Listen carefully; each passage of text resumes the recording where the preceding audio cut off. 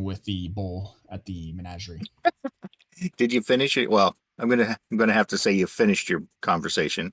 Did you did that after purchasing stuff at the gear shop? No, we never purchased stuff. Oh, wait, no, sorry, they did. I was not.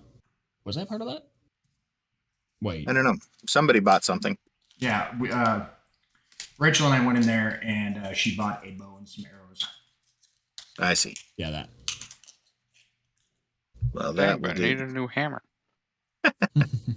All right. So basically, where we left off yesterday was somewhere in the last week, somewhere in the early afternoon on your second day in Dawn's Hollow. Weather's crappy. It's still misty because of whatever happened there. However, that mist is thinning and will probably be gone in a couple hours or so. So rather than just kind of bouncing you guys around the different maps, where is it that you would like? So we had Dask. Dask wasn't feeling well. He retired to his room, so he's at the inn. While you were there, Dask, Mindra, that barkeep lady, came up with a tray of cookies and milk for you, let herself in and locked the door behind her, and then attempted to give you a sponge bath. How did you respond to all that? Kindly declined.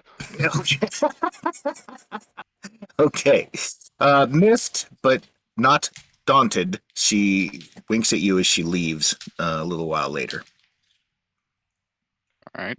So that's kind of where we left him. And the rest of the party wandered around the village just a bit, bought some equipment, went and talked to the bull at the menagerie.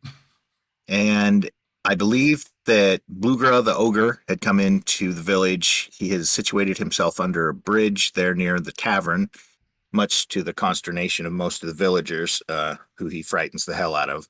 And you had all gone to get him food of some sort, right? He's hungry. There are a lot. I'm eating the people, so we offered deer. Right. There's a lot of deer sort of wandering around in the village. Now you can you can go through the antics of trying to hunt some of those yourselves, or perhaps you can punt that mission off onto someone else. But I don't know. Meantime, there's a lot of things going on. You did capture, well, you killed the ghast, so that's one problem off of your backs. That's capturing it away. Next problem would be the madman, but he may have left the village for all you know. Either up or down the creek. Mm-hmm. So just kind of need to figure out what it is that you're up to. Now, Freya claims that Feyre, she is not feeling well. She retires to the room. Dask, you're feeling better after a little nap and some rest, so you kind of trade the room off, give it to her, and she goes in, and you are out of the room back with the party. I'm going to confer with Lenny the soonest chance I get. So should we go to the inn then? Is that where you'd like to meet? Sure. Probably. All right. Yeah, because as Feyre and I were probably traveling back, we'd probably meet back up at the inn to talk with the others about our game plan here. Okay, I'm on the wrong layer. All right, there we go. Everybody see the inn? Okay, so I think most of pull yourselves out of there. Put Feyre over here for now. I'm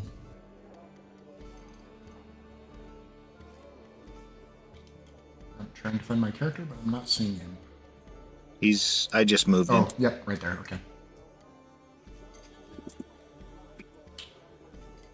All right. Lenny, there are still a lot of people gathered in here, a lot of scared people. As you guys come back in, you're just deluged with questions about the ogre and if you killed it. Mostly, if you've killed it, what are you doing? Why haven't you ejected the ogre from the town?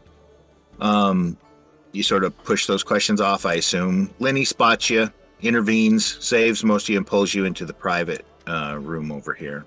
Okay, perfect. All right. Where is Dask's icon? No, I don't know. Do I need to drop one out there? We'll let him, because if you do it, I don't think he can. Oh, talk yeah. to it. Yeah, probably not. Oh, we got more of the map revealed, I see. Indeed. Yeah, Only a little bit, yeah. another section of it. It's kind of like a That's where the private area. gear shop owner and his family or her family, I suppose I should say, are hole up back in the library.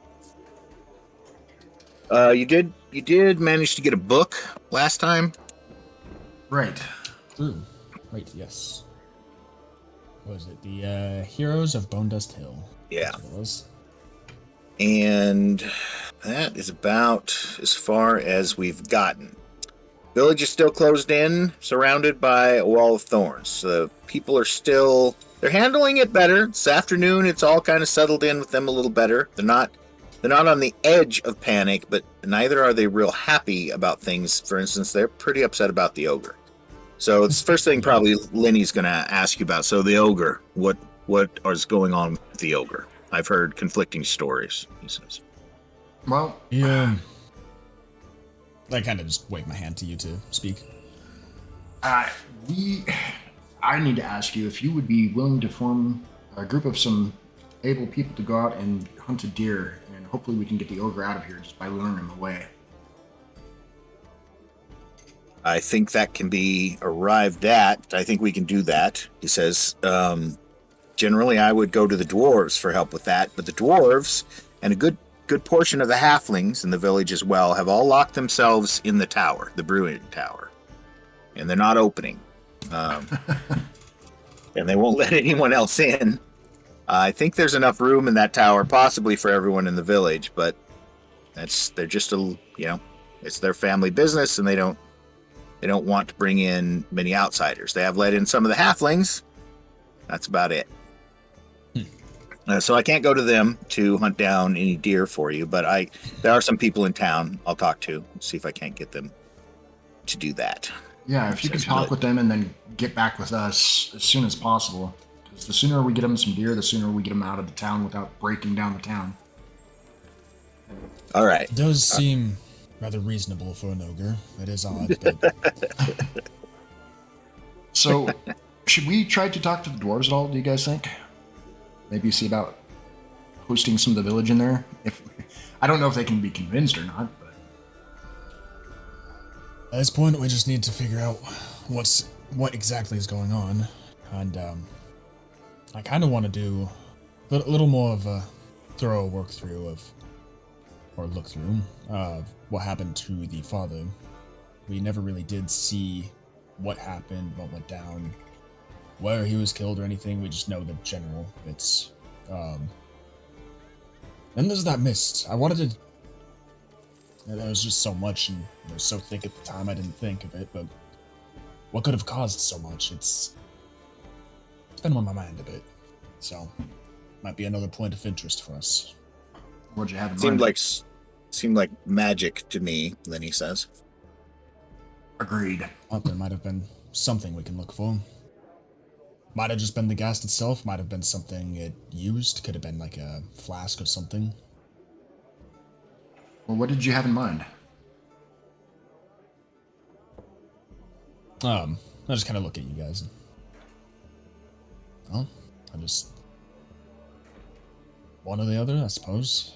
Unless we want to try finding a way to take out the thorns ourselves. Should we go to the chapel? Get it over with?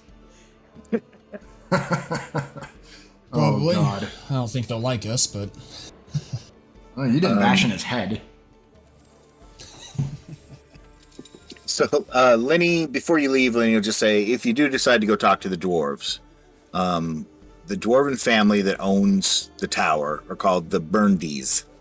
There's 4 brothers that run it, and I am not certain, but it's the oldest one that runs the thing, which I think is Brolf Dundee. Or Burndy Dundee.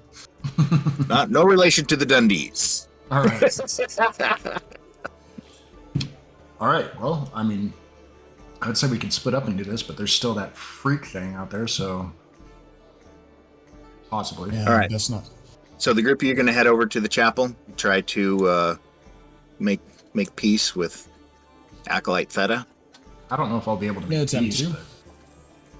but All right. Let's move you there.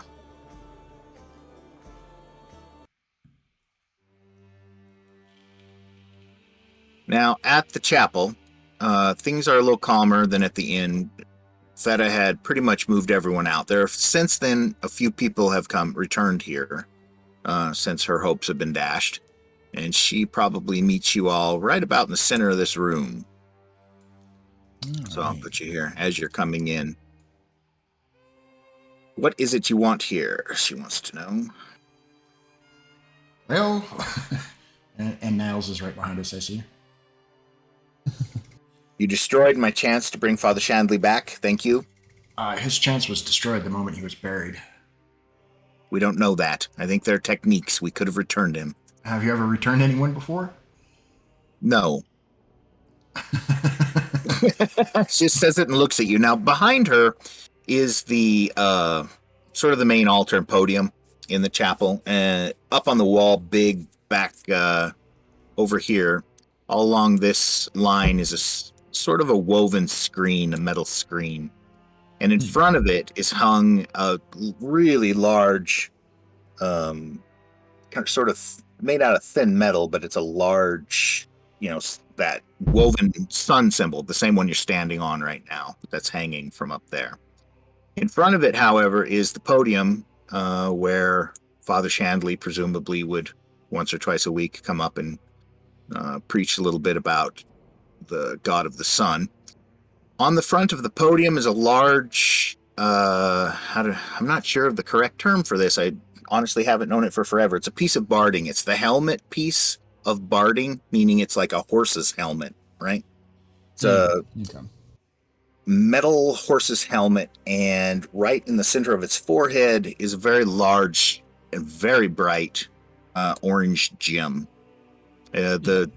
That helm, that barding helm, is also built so that it has sort of a crest on the top, sort of like sunbeams coming off of the top of it.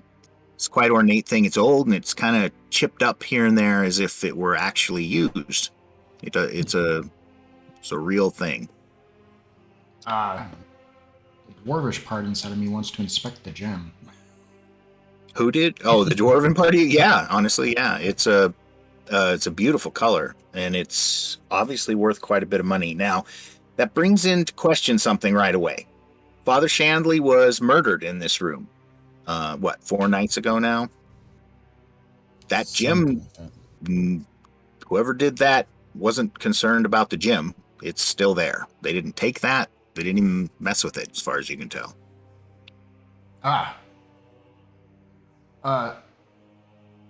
What would be the title that I would call her? Is it Acolyte or Acolyte Theta or just Theta? It's just Acolyte. You can call her Acolyte Theta or Acolyte, one or the other. You're a cleric, yeah? Right. So you have some standing, and probably equal standing to her. Your rank-wise, you're probably about equal. Okay. Acolyte, you said the father was murdered in here, correct? Yeah, he was killed here in this room, she says. Who would have wanted him dead? No one locally. He was loved. One of the most loved people in town, she said. He's been here most of his life, taking care of half of these people, seen them when they were born. He's a fixture of the village. So, what do you think happened in here with him then? I don't know. The whole thing is kind of a mystery to me, she says. We didn't hear anything. Our chambers are directly below here, and we didn't hear anything. Now, granted, there's a lot of stone in here, but it's not quiet, she says loudly enough for it to echo around the interior of the place, off the stone floors. As you can see, I mean, I'm not sure how it happened. Niles found him. Nothing.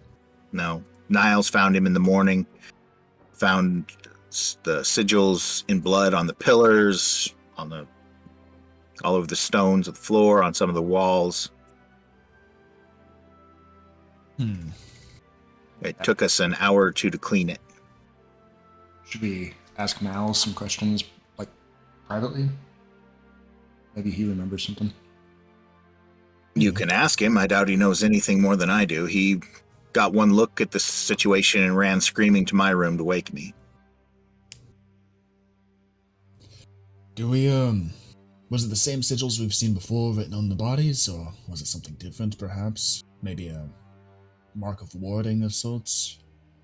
I didn't recognize any of the symbols, she says. I've never seen them before, but Father Shandley had told me about the sigils that were cut into the bodies of the Yinel family, and he said that they were sigils of necromancy.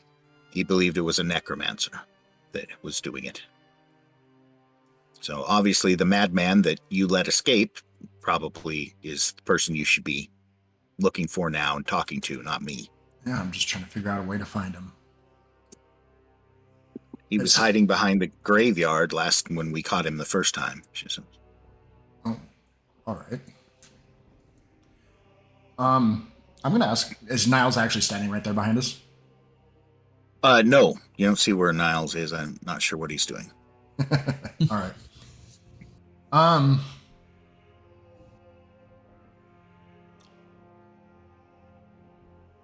at a loss. Yeah, I can't think of much else to tell you about in here that would be significant. And she's still a little miffed, but she is talking to you, which is good. She seems a little, I want to say shell-shocked because I'm lacking the term. After a bunch of excitement and craziness, maybe her hopes were high for Father Shandley. She's just sort of crestfallen. You know, she's all that sort of shattered in on her. She's just a little glum. Or disgruntled, perhaps. Yeah, but, you know, willing to talk. She just doesn't have the energy seems like to care very much about other things. I'm going to walk over and inspect that horse helmet. And as I'm walking, I want to ask Theta if there was anything that the father was researching recently. No, he wasn't researching much of anything. He was interested in some rumors about thorn vines, of course, growing up around the old battle site outside of town. That might be a good place to look into, she says. So looking up at that gym, it's a damn nice gym. Oh. It's a sunstone, you know that. Mm-hmm. They're rare. They're not something dug out of the deep ground generally. They're dug out of sort of just people that dig, I don't know what kind of mining you call that, where you basically just dig holes in the ground, sort of in certain plains areas, and you can come up with these stones. This is an exceptionally large one, though, and they're brilliantly orange. You'll have to give me a second. I was going to see if I had appraisal, but I don't think I do. But my character sheet is not. You think you're planning on stealing it? I just wanted to see what. I just wanted to see what. Well, I guess it is a sunstone, so. Yeah, and it's about. It's a good, 3.5 inches long by maybe 2.5 inches or 3 inches wide. It's a solid stone, big. It's got to be worth a lot. I've got to refresh my thing here real quick to see if I can get the character sheet to open. We weren't robbed, as you can see. That is that. That I did notice. They were only interested in murdering the father, I guess.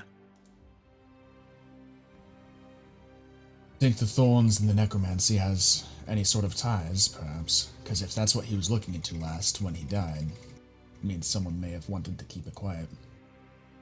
That's what Father Shandley told me the night before he died, she said. He worried that it was a necromancer interested in the old tomb. Aha, okay, well, we have a book. You have a book, she says. I guess I was speaking out loud. Oh, okay. Yeah, we do indeed have a book. I show it to her, actually.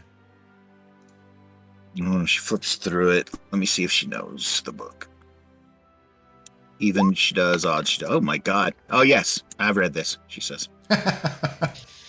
This pretty much covers it. Who wrote this book? Oh yeah, with that roll, basically she did. She says she's read it. She knows this book. She really knows this book. Perhaps she read through it multiple times after father's death or something. I don't know. No, she hasn't. Probably not, but she has at some point or other read this book and thoroughly understands it. Yeah, that book covers the battle, basically what took place there. She says. Now, there's no one else really in here, so she considers for a moment. What do you know about the battle site? Nothing currently. You haven't read the book yourself, she says. No, I've been meaning to. So, Skimmed through it, and we know that the thorns originated from there. So, which is why the father got interested to begin with, and what he was worried about. See, the Yennels farm is only about a mile from the battle site. The battle site took place on a hill. We call it Bone Dust Hill because there's so many, after a good rainstorm, lots of bones pop up out of the soil there. Or you can still find old rusted weapons all the way around it. The battle that took place there on that hill. That was sort of the last holdout for the forces of good to hold off the orcs. And they managed to, but it was at great cost. And in the aftermath, it was decided that the tomb or the hill would be made into a shrine and a tomb, she says. So there's a tomb there as well, but not many people know about the tomb, and I'd rather you didn't speak about that a lot around town. Over the last 100 years or so, we've managed to we haven't lied about it, we just haven't spoken about it much, and it has slowly sort of drifted from people's memory. It's one less thing we have to worry about, people trying to rob that tomb. But that may be what the necromancer is interested in, that madman may be trying to get into the tomb. well, there would be a lot of bodies to. Well, he may be trying, but it's not easy to get into that tomb, and the secret of getting into it is only known by one person at a time. That would be the head of the chapel. Father Chandley told me that secret the night before he died, she says. I don't suppose you'd be willing to pass along that secret in hopes that we could get rid of these thorns and monsters and madmen and murderers? I'm sworn not to, she says. I can't give it to you, even if I wanted to. Even to somebody of your own order? Two of them, as a matter of fact? Yeah, I've thought of it, she says. I don't know how well you brought can. you with. Oh, I'm not leaving the village. The village needs me now at this time more than ever. I won't be leaving, she says. She says that like just flat. I'm not going anywhere. What if we could get the villagers rounded up over into the dwarven fortress thing, the brewery or whatever it is, and that could relieve some of the stress off of you. So you could come along. Those heathen, excuse me, Lord Dwarf, but your heathen brethren are not going to allow in the people of Dawn's Hollow into that tower. We all get along most of the time, but when it really comes down to it, we all sort of break apart into our little packs, don't we? If they've closed that, I've already heard that they've closed the tower on allowing anyone in. It is a good defensive position, though, she says. Well, what else could we do to prepare to go there? We look to stop this, and everything would help. I don't know what else I can tell you. She says, I can't help you in entering the tomb. But by the same token, the people that killed Father Chandley and are causing all this problem, the madman, he shouldn't be able to enter it either. So do you think we could catch him outside? If he's still in the village, and I assume that he is, because how would you get out? I don't know. Rivers aren't too terribly deep, and the thorns grow over them, so he could potentially crawl or even walk his way out if they're tall enough. Along the creek, she says. Yes. I suppose. So he may have left. That's possible. Was heading up the creek there when we were trying to chase him. He kind of shakes his head, just so ungodly fast. Should we do a perimeter of the thorns, see if there's anywhere he could have escaped?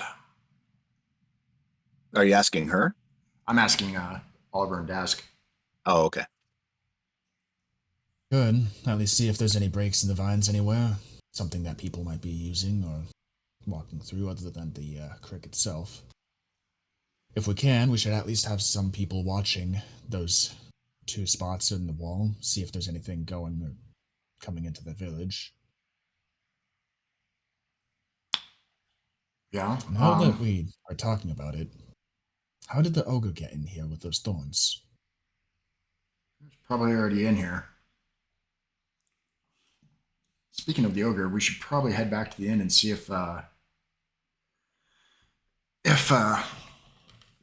good lord, the name escaped me. Lenny has found anybody to create a hunting party.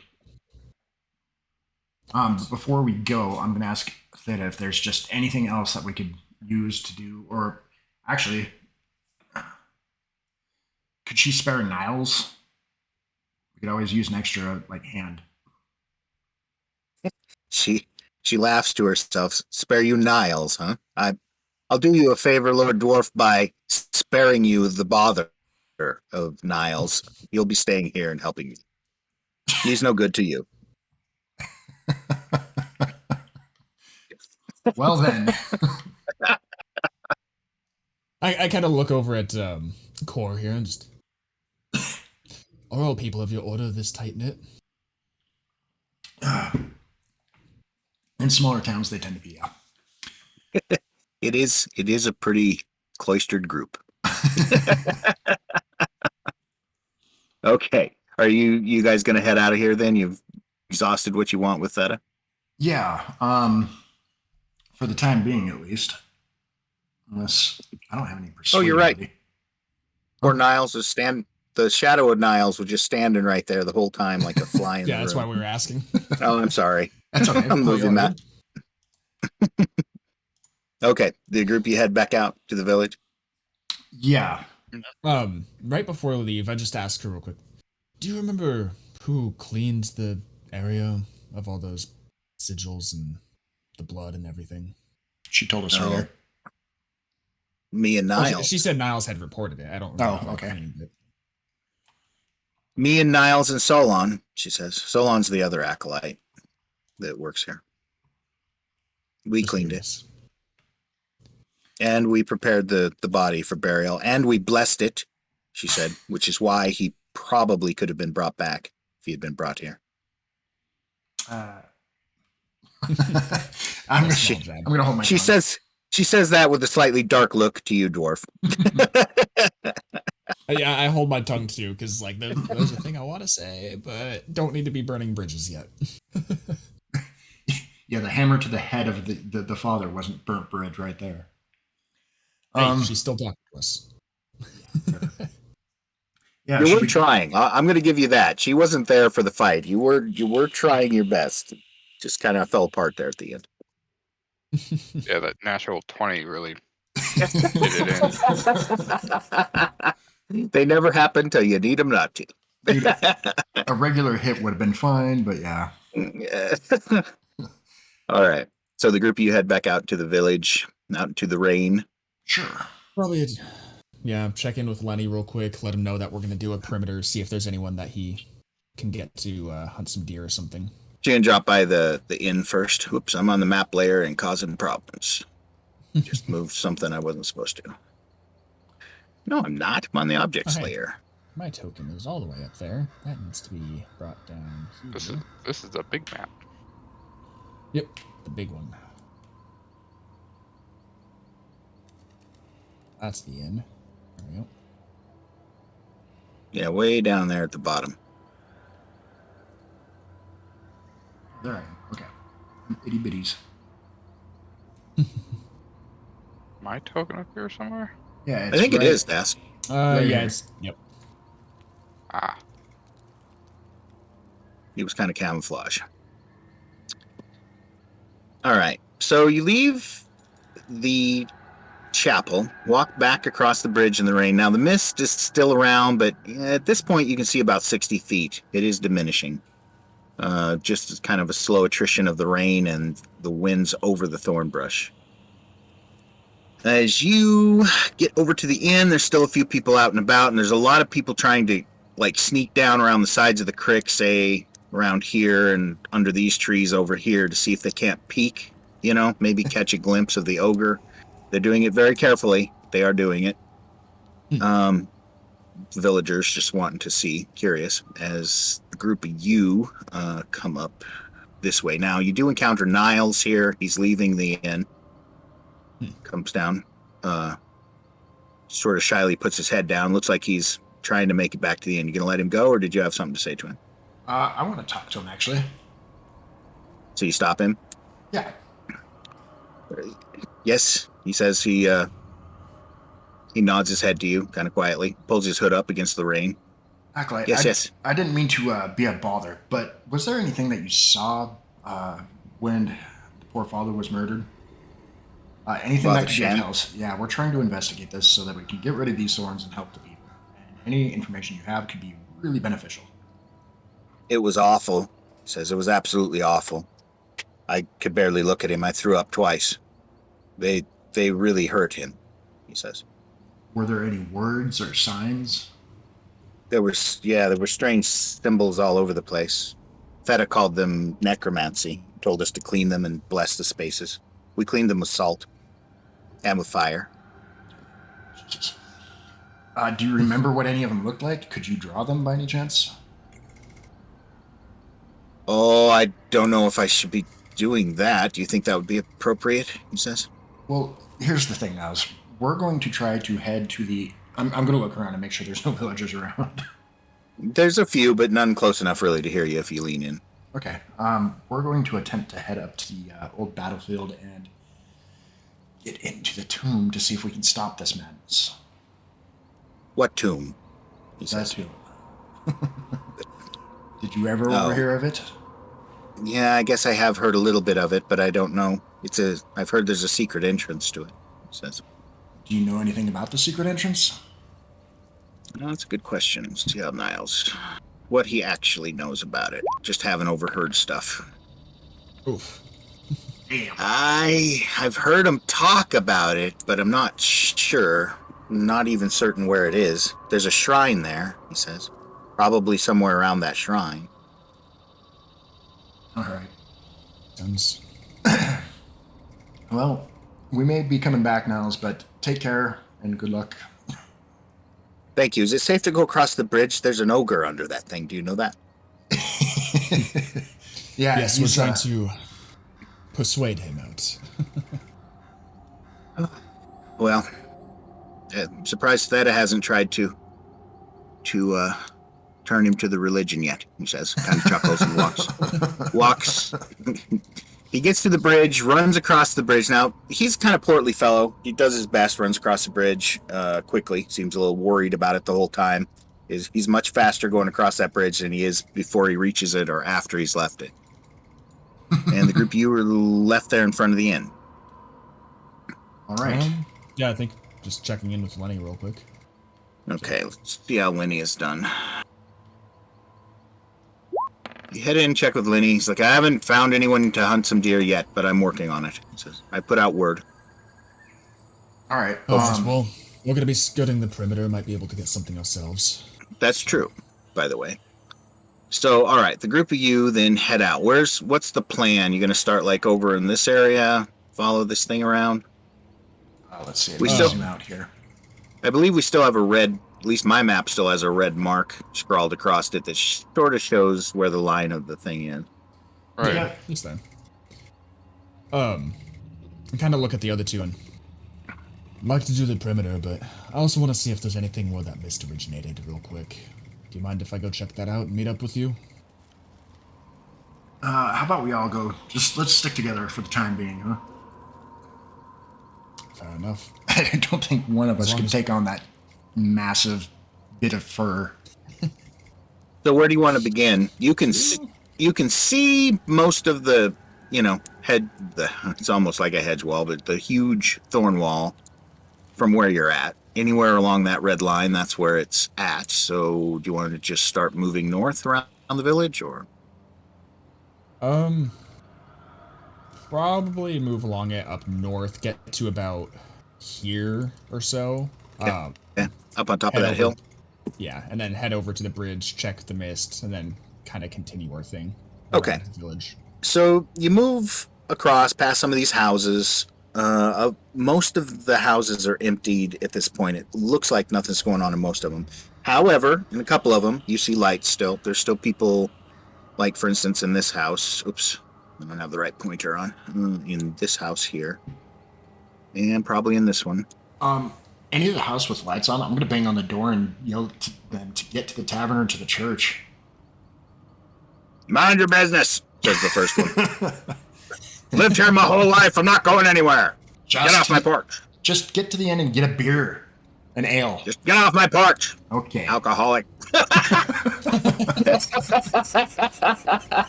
Weren't they all technically at the time? Considering that clean Pretty water much. wasn't the easiest thing to come by. That's the safest thing to drink. Yeah. Well. Nonetheless, he's grumpy. Whoever's in there, some old stodger that's not going anywhere, right? Well, He's gonna ride out the storm with his double-barreled pitchfork. good luck to him. Got it loaded up All with right. salt rock to shoot the kids off. Yep, apparently. So you Or any demons. the group of you get up to the top of this hill. Now, the wall of thorns is, huge off to your left there where you're looking at it. But from the top of this hill, you do have a little bit better view. It is one of the taller hills in the area. You can see the thorn walls on the other side of the village, kind of closes in around it. I'm going to just kind of rough hand over here, this area, roughly. Mm-hmm. It seems to have just grown up and surrounded the village and then stayed, back a little ways from the village. You can see where it crests the hill over here, totally enveloping the trees in some cases. Some cases a tree will still be like half growing out of it or whatever. Hasn't wrecked the trees, it's just swamped them. Buried them in a flood. Now, not that we're there yet, but if we were to stand on the top of this hill over here, would we be able to see over the thorn wall, considering it's looks like a ways down? Yeah, you could try. You could sure try. Well, if we're going to do it perimeter, we might as well wait till we get over to that area. Well, yeah, I was just curious. So the plan was to go from this hill. God, I got the wrong pointer again. From this hill down to the bridge, center bridge. Yes. Check out, see if there's anything where the mist originated from. Then I guess that's the northern. Guess that's the northern bridge, isn't it? So or it was is that where the mist? this one, I think, right? Was it this one? that's the center bridge. The bridge, where the mist came out of, is clearly here. For those of you that were at the time chasing the gas, That's what I thought where it was. Sask had the best view of it, so yeah. So you wander down to the bridge. It's no problem. By now, I'd say all told, maybe 3:30 in the afternoon. Does that sound about right? 3:34, somewhere in there. Okay. Reach the bridge, and what are we doing here? Investigate. Gonna go down below. It's an old wooden bridge. It's kind of arched. Got a lot of dirt on it from being used over the years. Stone. Let's see, the gas ran under it when he was running away from us. Yeah. So you want to drop down there underneath the thing? Yeah. Yeah. Okay, so dropping down underneath the bridge, like I said, the Cutter Creek, called the Cutter Creek because of the way it cuts into the sort of hills here, it cuts down. There's usually between 2 and 3 foot of just drop off down into the creek itself. So there's like a little cliff's edge there. All along there, wherever there are trees, for instance, there's a fairly large tree right here beside the bridge. Its roots are jutting out over the top of that drop off and then down into the water, so that there's like a little pocket behind them up against the ground. That's in every case. Every time there's a tree, that's sort of a standard thing. Down under the bridge, you see there's plenty of room for someone to get up underneath the eaves of the bridge, and probably kids do here locally. You see there's a line of rocks, for instance, sort of decorating the top of a larger rock up under the bridge. Somebody's been playing down here. But everybody make me a can be investigation or perception check, whichever you feel more confident with. Neither. Right.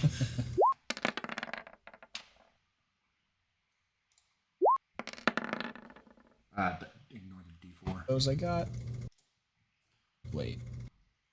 11, 22. Okay. 14. Holy crap. So yeah, that's pretty good. Oliver, you spot something in the water. You go over there and pull out of the water a kind of fancy bottle. It's got a woven wrap around sort of the bottom half of it, and the bottle itself has a really decorative cap that's chained to the top and has sort of skulls and cloud formations. I don't know if engraving is the right word, sort of embossed on the this sort of copper ring around the neck of the bottle. Okay. Know this item. Yeah, I'll definitely pick that up and, kind of look at it and just... are there any markings as to who could have crafted something like this? Or, like, any sort of sigil, mark, whatever? You don't really see it, but it does have a cork in the top, but that cork was covered in wax, and that wax is all broken off for the most part, but it looks like there are designs in the wax. I kind of bring it over to Dask and Cole and just thought I might find something like this. It's a pretty exceptionally fancy bottle to be fine, just laying under the bridge. Is there any fluid or anything in it? Yeah, there's crick water in it Oh, at this point. Well, crap. Oh, crap. Yeah, you guys by chance recognizes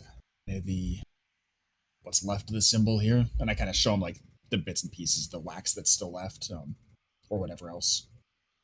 Do I have anything that would allow me to investigate that? Like, I guess any- Arcana is nothing. My history Yeah. is nothing. If any of you have Arcana, you can make an Arcana check. It may not. We all have Arcana. Oh, we'll do it. Oh, never mind. I might be the one who knows anyways. Not me. I barely noticed it's wax. Dask and Oliver, that whatever was impressed into the wax was definitely some sort of magical glyph of some sort was impressed around the wax lid. It's torn and some of it's missing, so it's hard to say what it is or was, but it definitely was there. And the bottle is just too fancy. It's way beyond the sort of typical for this village. Is there perhaps an alchemist of some sort in the village? Who you asking? Oh, I was just asking. Fair. I was just asking you, or I guess my character wouldn't know that. So. There might be. Well, we could continue. I said we continue the perimeter, and then once we get back around, we'll go back into the inn and ask. At the same time, we're asking about the ogre stuff. Agreed. Ogre. So do that. Yeah. Do you want to head like this direction west, back over to the Thorn Wall, and just follow it up and around, or do you want to just skip from there and go over here? How did you want to do that? Probably head back to where we were and kind of continue around, just so we're not leaving a gap anywhere. Okay, so you Maybe get up there. Skip over the bull people, circus people, and like start up there. Yeah, that might be smarter. Speaking of, as you're at the bridge, you can see the bridge south of you from here, where the ogre is, and you see that the people from the menagerie, Athul, I think it was the half orc's name, they have moved people away from the bridge and are beginning to unstring two large, looks like nets on top of the bridge. They're doing it very quickly, trying to be quiet. But we do see them. Yeah, you see them. I'm just letting you know. It's up to you what you want to do, but it looks like they are fixing to try to capture the ogre. Good. Oh, good. That takes care of them. Not good in a good way, just like shit. So either we deal with it now and perhaps wait even longer on the perimeter bit, or we wait till we do the perimeter, they might capture him, in which case we could always rescue him afterwards. Possibly. Or they may all just get thumped and you won't have to worry about it anymore. That's true. You can't touch him. That's our ogre.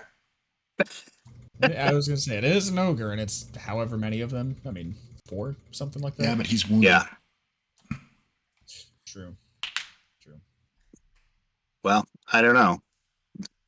It's up to you. What are you gonna do? Head to the thorns.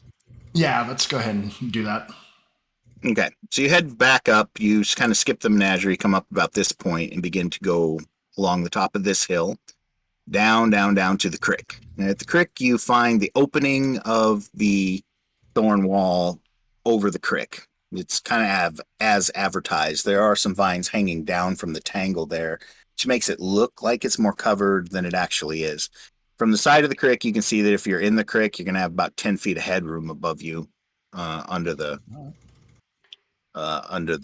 arch of the thorns that are not growing in the creek itself. Well, there we go. There's definitely plenty of space to maneuver. Yeah, there's Can space to I- maneuver, but it is a rocky creek, as you soon find out because you're gonna have to cross it up here, right? Right. So splashing across here, the big problem you see is that the creek has a very rocky bottom, and those rocks are all kind of mossy and slippery, and just crossing it, this little span, the 20 foot of it here is, it's tough. Your feet take a beating just from that. By the time you reach the other side, you can imagine what slogging up the thing for any distance would actually be like. I don't think the madman cares about himself too much, though, so it might not be That's too much of a problem. That's true, and it's not. There's nothing barring it, nothing blocking it. It's very possible that he's done that. So you head on along the thorn wall. Thorn wall. That's the only break you've seen in it. You need what? We need to get a map of like the area. Regional map. Yeah. Yeah. Ask around. You continue on this direction. Occasionally, here and there, you see a peasant pulling something out of their houses, or you see a house with, some light behind the shuttered windows. And you come up to the top of this hill. Up here at the top of yon hill, you do have a view over the top of the thorn wall, and you see that at least to the east, it extends like a sea. Just sort of rises and falls over the top of the hills, as if it has covered everything for miles in all directions, except the village. Oh, that's concerning. Right. It is As concerning. I see this, I kind of turn to the other two and could the church have anything to do about keeping this area safe, perhaps? I mean, Like a I assume ward. the village is acquainted with the Holy Order around here, and Well, Theta is very fervent. I don't know. Maybe you're. Her faith alone. Yeah, exactly. Her will. It's not a bad question though. It does make you wonder a little bit. It is the only place not covered. that we can see at least. Yeah. It's tough to tell what could have actually held it back. From the perspective of the top of the hill, getting a look around the village, it looks like a bomb crater in a way. Looks like the whole thing is sunk below the surface that was higher, Hmm. So, do we know the rough direction of the battlefield? Well, it'd be north of you, right? So up here is north of you. Yeah. Can we see off to the north, like into that area? From the top of this hill, you can see a ways. There are some taller hills to the north that block your view eventually. Okay. Stormy clouds, it's still a little misty, so you're not. I mean, you can see in that direction. You can see the roll of the thorn brush over the hills in that direction, but you can't make out very good details. Well, our plan to visit the tomb might have been botched at this point. Well, hard to say, depending on what you're doing. Now, from what you remember of the map on the wall of the private dining room in the inn, this creek flows right to the bottom of that hill. That's what I was wondering. Toward it flows past the bottom of that hill 5 miles north and then comes flowing through the village. Sorry. And if that wall extends for miles on end, we might have to go, well, if we choose to, might be going through the creek for miles. You hear a roar and some craziness near the tavern, couple of screams. Time to haul ass. Oh no. All right. By the time you arrive back at the inn, everything seems to be mostly over with, and there's a dead woman and a dead man laying. One of them is down half in, half out of the creek, with their hanging over the ledge of the edge of it, and the other one is up on the bridge itself, wrapped up in nets and smashed. People are milling around the inn, very upset. Some of them crying. They tried to grab it with nets. You hear, basically what you need to hear. There was an attempt to capture the ogre. By the Did not villagers go or by well. the menagerie? By the villagers. Right here. It happened right here, this bridge. And apparently the ogre is still under the bridge. What you doing? You went back under there. I very audibly, or very visibly facepalm. This is why we're trying to get him deer, to lure him out, to treat him. Lenny comes out. Okay, I did get some people to hunt some deer. They should have the deer soon, I think. And by the way, moving through the village, you did see deer. There were quite a few deer have come up and down the creek to get into the village. So there are deer it's not like there's a mass of them at any one point, but they're here and there and everywhere. They are around the village. If everywhere else is covered in thorns, there's not a whole lot of places for them to go. Yeah, a lot of them seem nervous and tired. A lot of them are laying down. So it is. We can basically offer them the deer and tell them to follow the creek north underneath the vines. Maybe he can clear a way for us. I'm kind of looking around at all the upset people and just, I'll do it myself. You guys want to join me or stay here? I'm gonna get a deer for him. I'm gonna stay here and try to help with the villagers, help anybody who's healed or who needs healing or anything. You gonna wizard? Are you gonna Eldritch Blast a deer? I have a crossbow. Thank you. No, I want to see Eldritch Blast. I mean, yeah. Hey, just cook the deer outright, just on the spot, right? In Mystic Frenzy, do both. It probably will work better than your crossbow. That's all I think. I'm sure. Are you going to go out and lightning bolt him a deer? Probably just fairly close by. I don't want to go off like too deep into the village by myself, but yeah, I'll start looking around for a deer to hunt. You definitely find some out behind the tavern, sort of in between the hills over here in this area. You see a lot more of them on this hill up around the tower. Now, remember, there's an orchard behind the tower, so... True. Well, there's beehives right behind the tower, and then down here is an orchard, so quite a few of them gathered in that area. If you want to just hunt one, I'm going to have you make a survival check, and as long as that succeeds, by a fairly good chunk, you'll come up with a deer. It's going to take you about an hour. If you just Eldritch Blast one, you can get one pretty much right away. Do it. I mean, I guess I can do that. Yeah, either way. There's a bit of an audience as well, so I mean, it could never hurt, right? Hey, you have a magic user amongst you. Put on a little show. Put a little bit of extra flair to the blast. Yeah, is that what you're doing?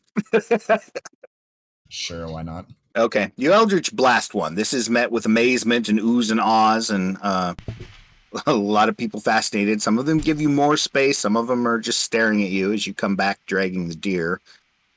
Cord, you help get the thing and get it ready, or do you just give it to him whole? Probably just give it to him whole. Yeah.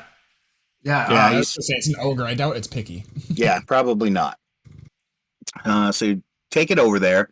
As you are approaching down the sides of the creek bank toward the under bridge, the ogre comes stomping out of there in what little is left of the mist of the day.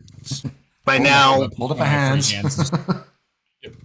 Whoa, got you that deer I promised. No nets, he says. No nets. No.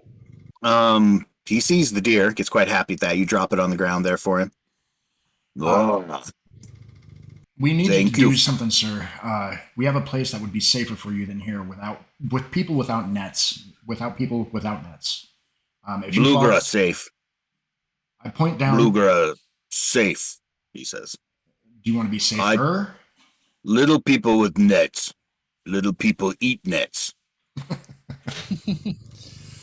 I kind of look at the other two and just, look, I've got an odd question for you. Would you,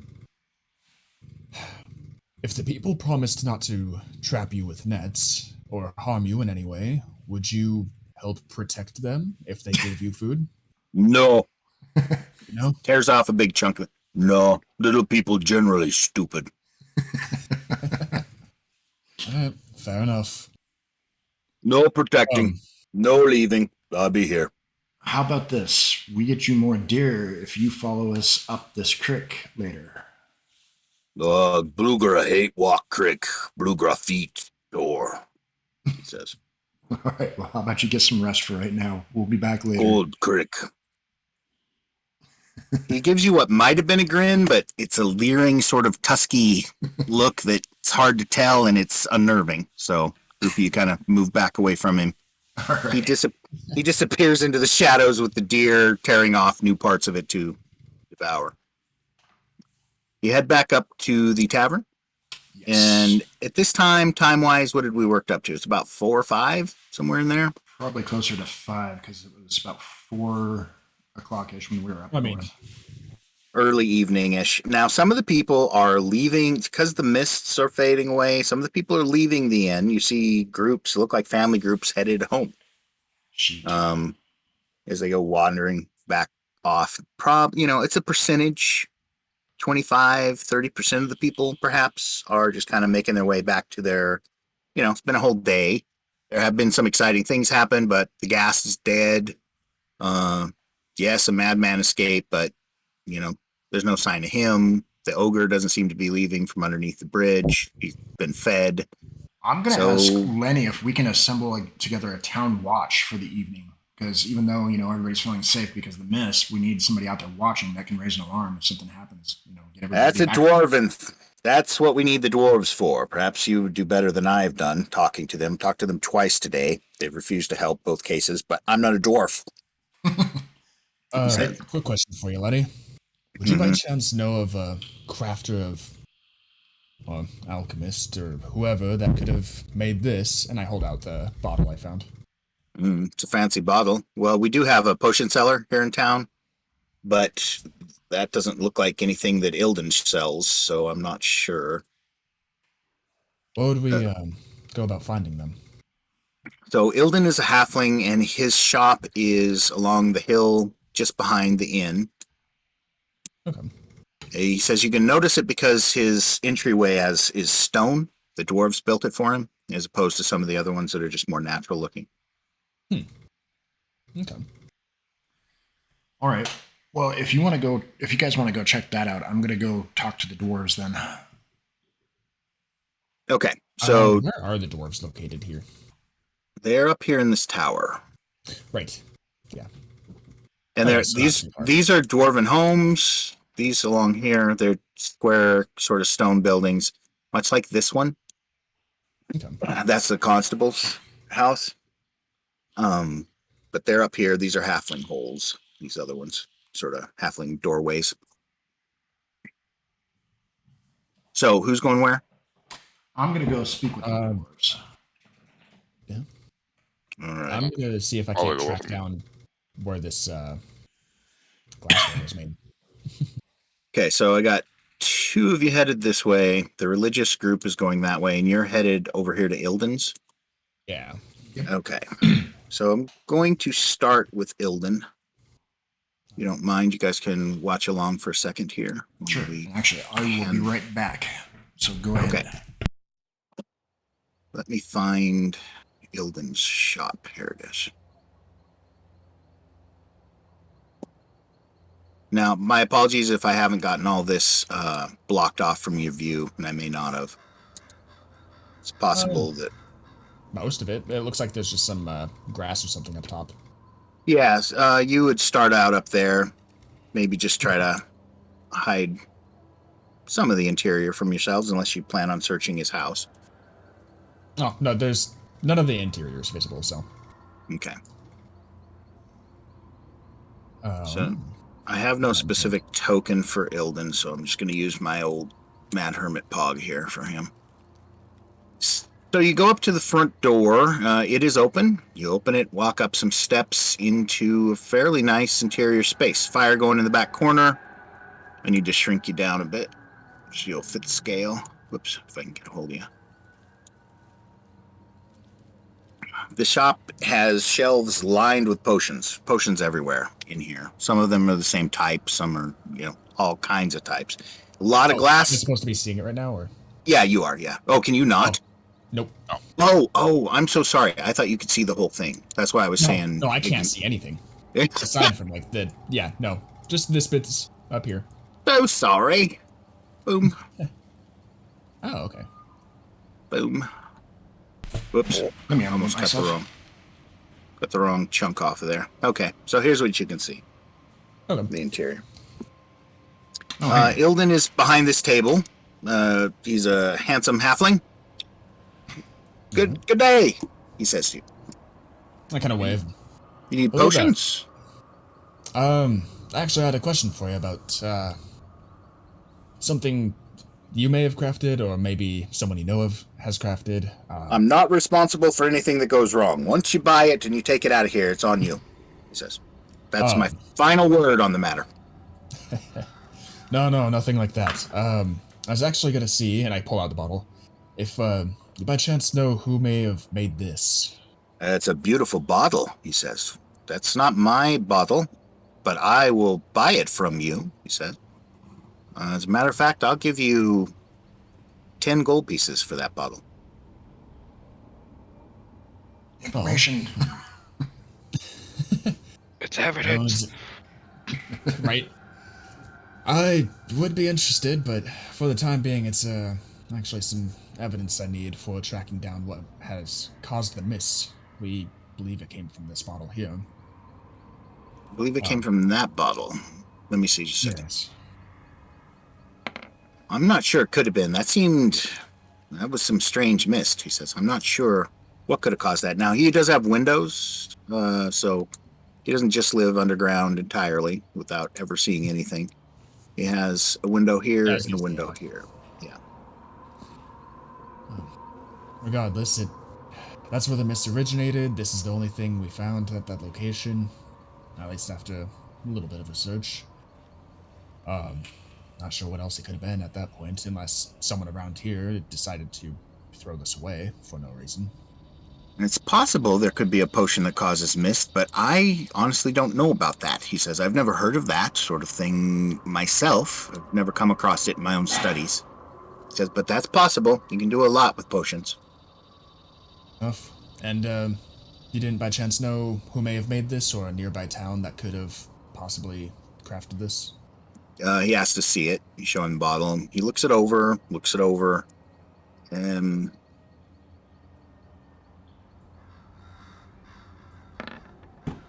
he says, "No, I'm sorry. I don't know who made it.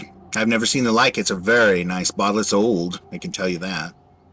Says, "You see the coloration?" He kind of points out the way the glass has kind of got a purplish tone to it. Says that's aging. He says this is old glass. Fine workmanship. At him saying that, I just... Alright, interesting. That actually may help. Thank you. Anytime. If you need any potions, as you can see, have quite a few. Perhaps when I've got a little bit more time on my hands, I'll stop by. Thank you. And he bids you farewell and you leave. So, now, up at the other situation, up at the tower, I have no map of the tower itself, so I can't place you there exactly. I'll just take you all back to the tower on the outskirts of town here. At the tower, there's a narrow stairway leading up to the large front doors. And there's a ramp in front of the front doors as well, where one would presume that barrels are rolled out of this place under normal circumstances. There are dwarves on top of the tower. They lean over and look at you as you approach the bottom of it, their beards hanging down. They're dressed in armor. The armor looks kind of ill-fit. It's a little too big for them. "Hail," one of them says. "What do you want?" I put my hand up in the air to kind of wave. And I'm going to stump on up there. You can come in, dwarf, but your friend there's got to stay out. Sorry, guys. I'll be back in a few. The door opens. A female dwarf, rather, I almost said handsome one. Maybe that's a good way to describe it. Invites you into the interior of the brewery. Now, first thing you notice is that the room is very open. As a matter of fact, the first 2 stories of this tower are just kind of a gutted open space. There is a long stairway wrapping around the back wall up toward what would be the 3rd and 4th floor of this tower. At least I think so. 3rd floor would be the residence, and then the roof, I guess, would be your 4th floor. There are a lot of dwarves in here. Quite a few dwarves. Maybe 30 of them, 35, something like that. They're sitting at long tables, eating. There's a lot of brewing equipment in the back. There's 2 large fireplaces, and they are going full bore in here. It's warm, comfortable. They're all drinking ale, eating dinner. At the head of the biggest table looks like the guy in charge. All right. Well, I'm gonna just kind of bellow out. Who leads this fine hall of gorgeous people, of handsome people? Handsome dwarves. They holler back, "Let us check our notes, and we will know." All right. The Burndy brothers. You see Frolf. He's the oldest brother. Dark-colored hair, long bristly beards down to their bellies. Frolf is rather heavy set. He stands up. "I do, dwarf. Where do you hail from?" Well, I'm a follower of the Church of the Sun. And there's a bunch of moans around the table. not Another of them. Don't let the the locals dictate what our church is actually about. Actually, I came here to ask a few questions, if you don't.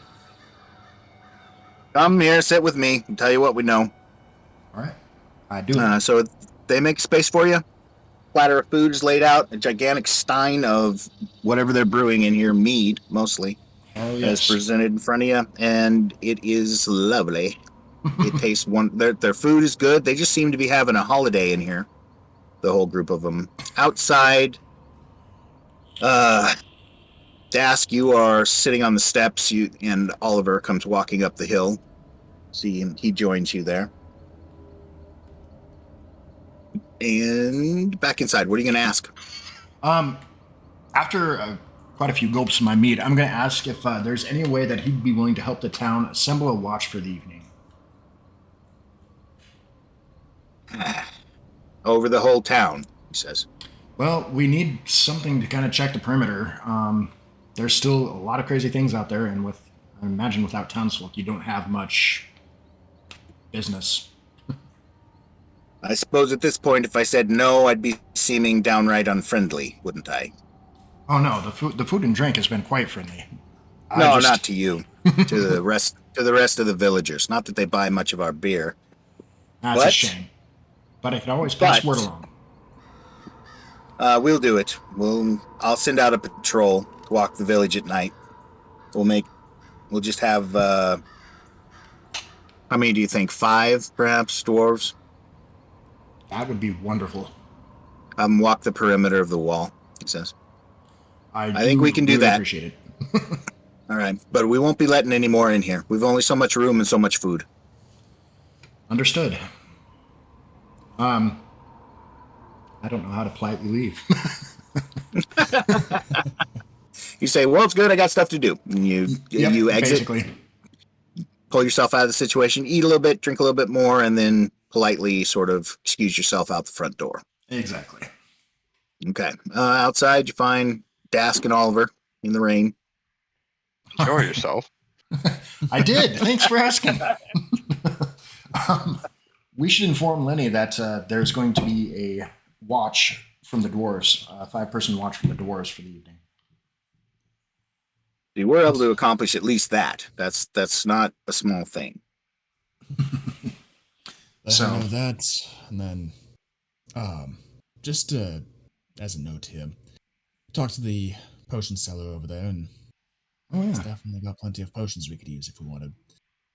But he says that the bottle here, as you can see, is very finely made, but is also very old. So it's possible that since he didn't know who made it, it might be something that predates the people here. Like mayhap something It- taken from a tomb. Exactly. Mayhaps. Now, we know this necromancy stuff started towards the hills, or at least towards the battlegrounds there, and that there's a tomb there, so they may have already gotten inside for all we know, and this may have been one of the things they used from it then. That is good to know. We should stop by that potion maker later before we head out. Indeed. When do you think we should head out? Now, that's a good question. It is just beginning. I mean, it's very cloudy, very rainy, and it's beginning to get dark, even though it's only about, 6 or so in the evening at this point. That's a good Did we- question. We should Did we show the bottle to Theta? We did not. Not yet, no. And had I been there before you guys went in, I probably would have handed it to Core. That way he could try and show it to the dwarves, because dwarves are known for their craftsmanship. That's true.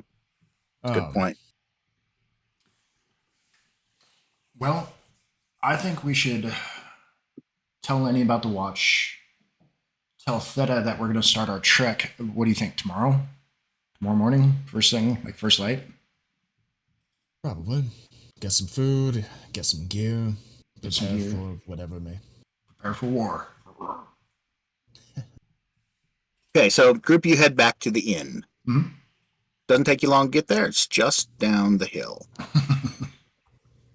Inside the inn, most people are eating at this point by the time you arrive back.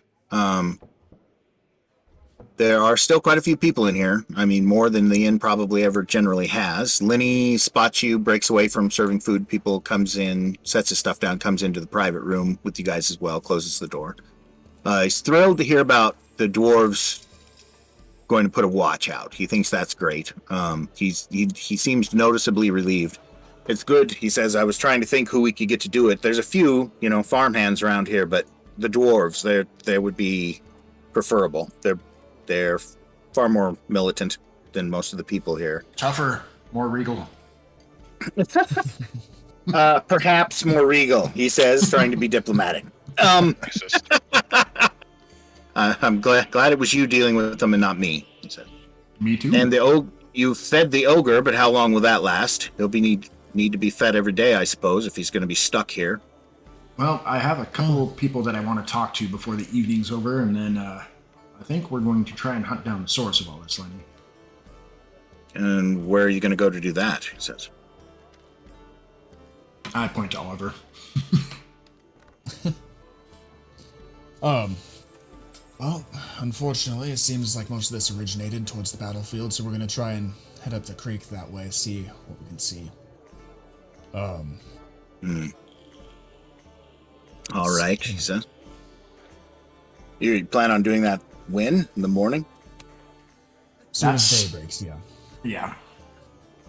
All right, fair enough. Well, get some food. As for the... I just kind of let me talk. Nope. No, well, he Not wasn't. for me. He wasn't saying anything. He was just telling you guys to get some food, feed yourselves, get some rest. Before he takes I off, just I'm going to kinda- ask. Oh, go ahead. Oh, I was just gonna let him know, as for the ogre, yeah, I mean, he doesn't want to be bothered for the most part. I'm sure if you just give him a deer here and there, he'll be fine. Just try not to put any more nets on him. That was a foul business. Thank God it was outsiders it happened to. He says, not to be rude. Just it's better it was visitors to the understand. town rather than locals, or else that we would have to do something about that ogre. In the meantime, I have most people just avoiding the bridge if they can help it. Is there anything that you would know of that could help us on our trek up to the battlefield? Do you know anything? No. I'm going to try to not- pry as much info from Theta as I could, so. Nothing that comes to mind. The creek runs right underneath that hill, so if you follow it along, and if the thorns will let you go that far, then yeah. It seems like an okay plan. All right. I kind of look around and perhaps a potion seller might have something for the trek there. Something of help us move through the creek a little bit better. Ilden drinks a few too many of his own potions for my liking, Linny says, but he is good at what he does. Fair enough. Before it gets much darker, I'm gonna head down to the ogre and then over to Theta, but first to the ogre and let him know that we're gonna be heading north on the creek, and if he wants to, he can follow us to pick up deer on the way. You tell him when? Yeah. Maybe, he says. Maybe I'll come. All right. He's laying down there with his hands on his belly, pretty happy to have eaten. Oh, All right. really quick before we leave Lenny, he was dealt damage by the were-rat, right, on its escape from that house. Oh, yes, he was. Yes, he was. I'm gonna tell him to get checked out for lycanthropy, just in case. He stares blankly at you for a minute. Lycanthropy? How does one get checked for lycanthropy? Maybe Good question. less by church. Do you have like There's some spell that does that. Do you have like a local hedge woman or anything of that nature that could check into it? We have Theta, he says. Oh, that's possible, actually. Maybe he should join us when we go talk to Theta. He says, well, I'm helping, gotta help here for a minute. There's only 2 of us and a lot of people. But I will, I don't know. Maybe if Theta comes in to eat, which I assume she has to eat at some point, I'll talk to her about it then. He says, I'll make sure to send her this way then. oh, that would be good. All right, fair enough. He exits the room, leaves you guys to your own devices. All right. That's the point where I went to talk to the ogre and then over to Theta. Is everyone going, or is just, is it just going to be core? All right. So the group you go down, we already covered some of the conversation with the ogre. Ogre's no problem. Basically just gives you a thumbs up and stays half asleep under the bridge. You move back to the chapel, can find Theta there with Niles and Solon. You're back again, she says. Come to kill someone else. Solon here has been kind of slow in his errands. You could thump him on the head. Solon looks darkly at her and then moved toward the back of the church. No, I need to... First off, I need to ask you a question, and then I need to inform you. Tomorrow at daybreak, we're going to be heading out and heading up north to the battlefield to see if we can stop this. Ah. The priority for the time being is Lenny was bitten by that creature. What creature?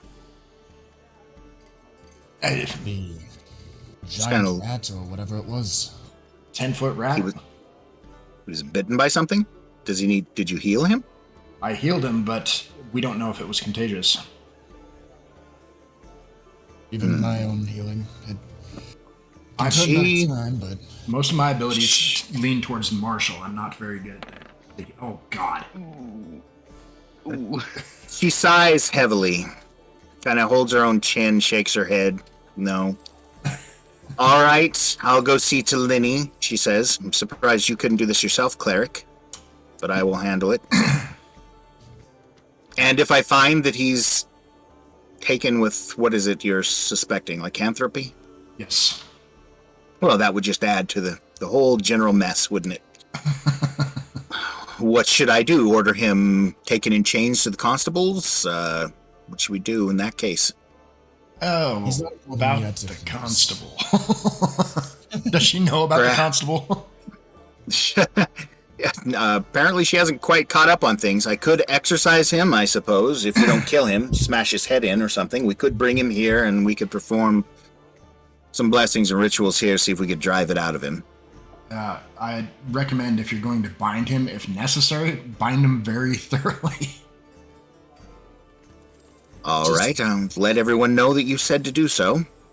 If make sure. Not just go and bind him, please. Now, all told, there's around, minus the dwarves and the halflings, 150 or so people. Let's say roughly half of them are male, so like 70 of them are male. Half of that probably eligible to fight, so 35. You could probably take him if you had to. Shit gets crazy. Is lycanthropy a disease? It is. It is a kind of disease. It's a curse. So, restoration spell may be of help to cure him. Does it cure curses? No, it says disease. It would have. I believe. I'm not checking this as we speak, but instinct tells me you're going to need a cure disease to take care of lycanthropy. Dang. So, from the chapel, where to next? Actually, before we leave the chapel, and I kind of get Theta's attention, just real quick. I'm not sure if you'd know anything about this. I checked the what was his name? Ilda or something? Ilden. Ilden. That's what it was. I checked with Ilden already. And she scowls the minute she hears the name Ilden. I already checked with Ilden to see what he knew, but he didn't know much other than there's fine glassware and fairly old, but have you seen anything like this before? And show her the bottle. She examines it, takes it from you.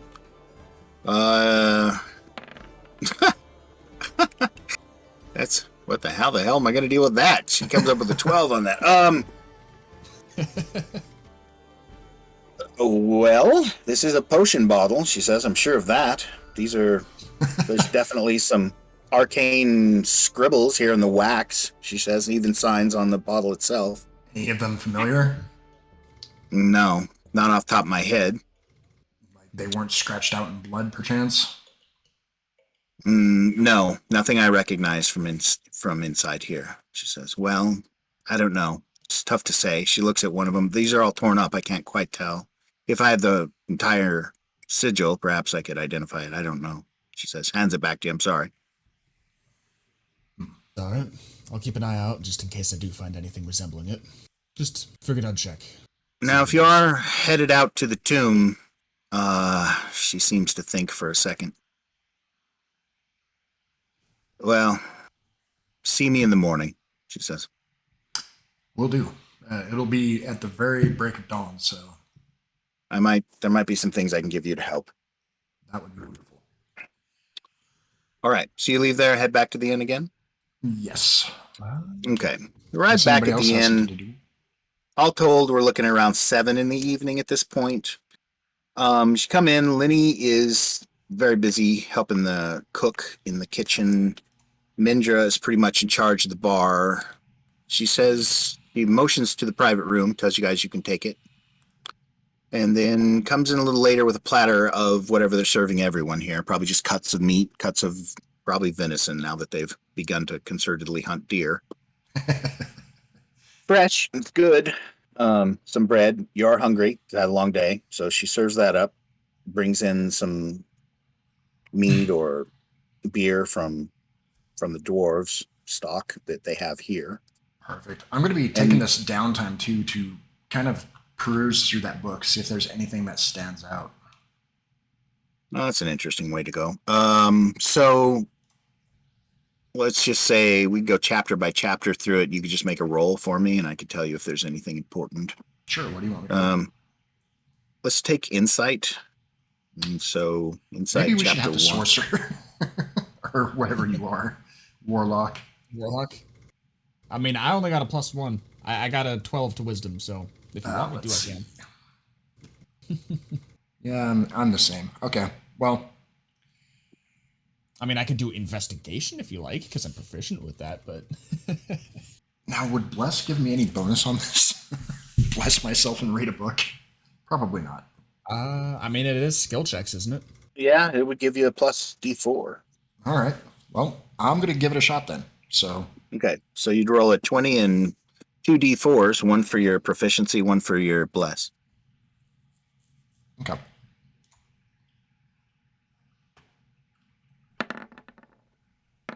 Well, there's one D4. I'll roll the second one. Oh, it's a natural 20. Holy Yeah. buckets. That'll work. All right. Nat 20 plus 2 d4s? No. That's pretty good. Hold on a sec. That's might be all you need. All right. Oh, and another 4, so 26 total. Jesus. Okay. So it's mostly an overview of the battle. Deals chapter by chapter. It's kind of recounting how things went down. Does mention something about person in charge of the force, Sir Xavier. It's a paladin in charge of the group. His son was also present at the battle, Sir D'Artagnan. And then, let's see, what else is going to be important here? They were outnumbered, they were circled, kind of besieged on the hill. And D'Artagnan is killed. Just giving you a quick... This kind of drives the paladin in charge a little nuts. They do, however, make a last desperate sort of charge down the hill, sort of a suicidal charge into the ranks of their opponent, the orcs. But they do it at sunrise, under a blessing from Sir Xavier, and it manages to work. They break their enemy and drive them off. But it was a huge loss. And then at the end, things go completely wonky. Sir Xavier is wounded grievously, and is unable to heal himself. Seems to have lost his paladin abilities, and he's raging against his god toward the end. He killed a couple of priests. He had to be held down. He's badly wounded, and then eventually he dies. They don't kill him. He just died. The book ends by sort of detailing that they decided to make a shrine to commemorate the battle and a tomb underneath of it to house the fallen soldiers. There were there were humans, dwarves, and elves that participated in the battle and were on the hill, and some notable members of the Order of the Sun, the same paladin order that you are part of, Dask, that were buried in that tomb. And let me see. This brings to mind something else that you've seen in the chapel but hadn't really thought about. There's a tapestry in the chapel. It's hung near the entrance there where you're coming in, that shows a hill, the shrine on top of it, and a bunch of knights kind of in procession going up this hill carrying what look like wrapped bodies to the top of the hill. There's a priest at the top of the hill blessing the whole endeavor or something. He's kneeling down, sun rising in the background. His hand is touching the ground. Then the very last chapter of the book, the postscript, seems to cover specifically people buried in the important people of the order buried down in that tomb, along with any sort of treasure items that they were buried with, which might be worth a look. I think you all have access to that, do you not? To the book? Yeah. Yes. So if the postscript might be interesting to some of you, but for your score on your perusal, you think you've hit the major points. Okay. Of the text. Now, as you're kind of going through this and discussing it over dinner as you guys are eating, the door opens up quietly and Mindra slips in and closes the door behind her and says, there's a problem, I think. Okay. The Findel family. They live on the other side of the village. And no one has seen them, she says. They didn't come in this morning. They haven't come in to get dinner. Some people say they stopped and knocked on the door. The door wasn't open. They left it alone. But we haven't seen them at all. They have 2 children, she says. Is it possible you might go over and check on them? See if they're okay? Yeah, we could. Yeah, Could you describe the house to us so that we can find it Yeah. easier? She does. And I'm going to switch us all back over to the village map just for a second so I can tell you approximately where she's discussing this. She says this house up toward the very top of your map. Oh, 24 Old Dirt Road. Got it. Yep, pretty much. 24 Old Dirt Road. She tells you the lanes, she kind of describes and says it is the very last house you could call properly in the village. So, Oh, they're the ones closest to the end too, right up there where the. well, they're closest to the where the crick comes in under the Yeah. thorn wall. Yeah. But kind of the opposite side of the village from the inn. Okay. Yeah, we can certainly take a look into that. At least I don't mind. All the rest of you good with that? Mm-hmm. Okay, so you finish up and head to do that, or what do you do? Yeah, that's. Yep. I've got nothing else to do. Okay, so you finish up and you head outside. Now it's probably closer to 8:30 or so, pretty much dark at this point, and move your way across the village, following the roads. A few more of the houses have lights on in them, you see now. And once you finally make your way all the way up there, the menagerie, very little activity around it. There are people there, but you can't tell what they're doing exactly. When you reach up here by the house itself, first thing you notice is that there are some lights in the house. Looks like the shutters are tight, but there's a little bit of light around the cracks of the shutters on the front windows and the back windows. So, let's see if I can get this worked out correctly or not. Once again, forgive me if I don't have the correct player's view on this map. We're going to. So I mean, the entire house is blocked, but that's fine. Okay, that's good. That's what we want. So set yourselves up here.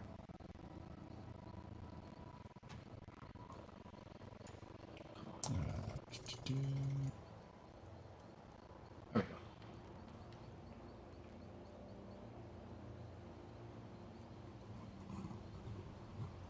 We're here to sing you a carol. Okay. What do? You approach the door. Now, is the door open, or I'm sorry, did you Nope. just? Okay. Nope, it's closed. No smoke, no lights. No, just a little bit. Just a little bit of light. Okay. Coming through the shutters. I'll look at the other two and just. Do we stick together here? Have someone go around? What would you like? Well, maybe we should have somebody go around. That's not a bad idea. Do you want to do that? And then the two of us could appear to be from the church while we knock. Hi, we're just from the local church. Exactly. We have some pamphlets. You heard about our Lord and Savior, the Son? The sun. That's kind of a winning statement. Where would you be without it?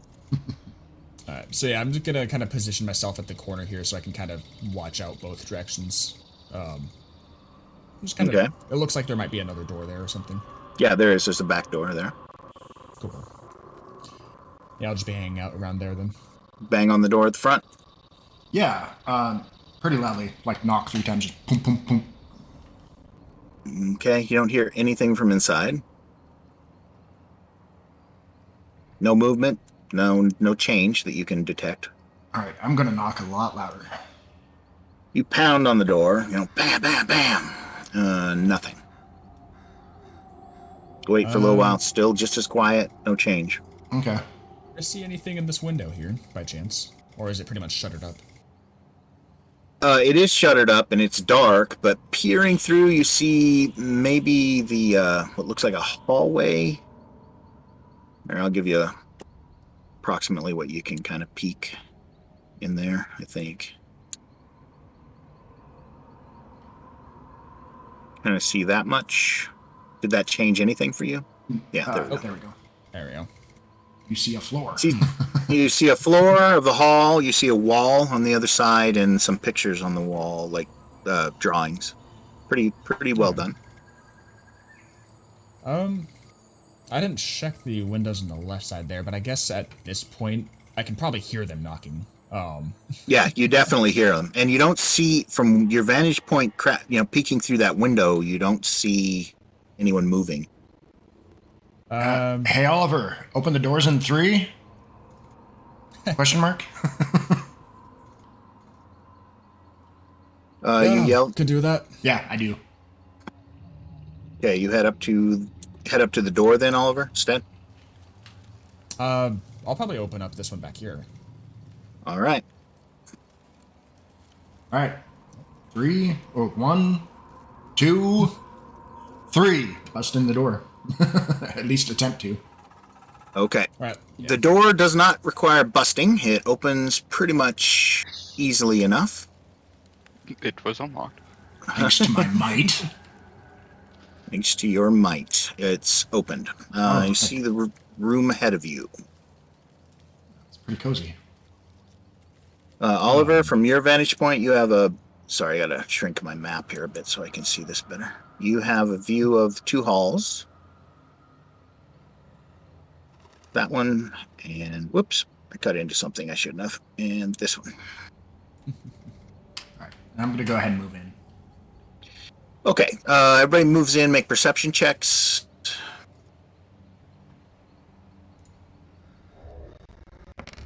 Oh, what was he lying to me? Was that? It rolled back. A little bit, yeah. Could have been Dirty better. 20. Core, did you make a 21 on that? I did. It's not a natural 20, though. Okay. All right, so I see. Your perception check is a 3, though, Core. Oh, crap. Is that right? Yeah. I was looking at the dice down there, and it was a 19. Yeah, me too. I was like, oh my god. I was still giving you from that last roll you made on the book. Yeah. Well. So, Oliver, it does smell a bit strange in here, but you are more shocked by the fact that there is blood all over the floor. Streaks of it along the hallway. Let me see if I can get my freehand drawing tool here. Just gonna draw some red lines. Yeah. A lot of blood in this sort of general area up here around both of these doors, and smears of it coming from here. Now that you guys notice that as well. However, Dask, the smell in here is pretty strong. There's a smell of blood. You do detect that, Dask, but that's not what bothers you. There's another sort of cloying, oily scent to the air. Not quite certain what it is. And maybe, Dask, even a faintest stink like you smelled in the constable's house.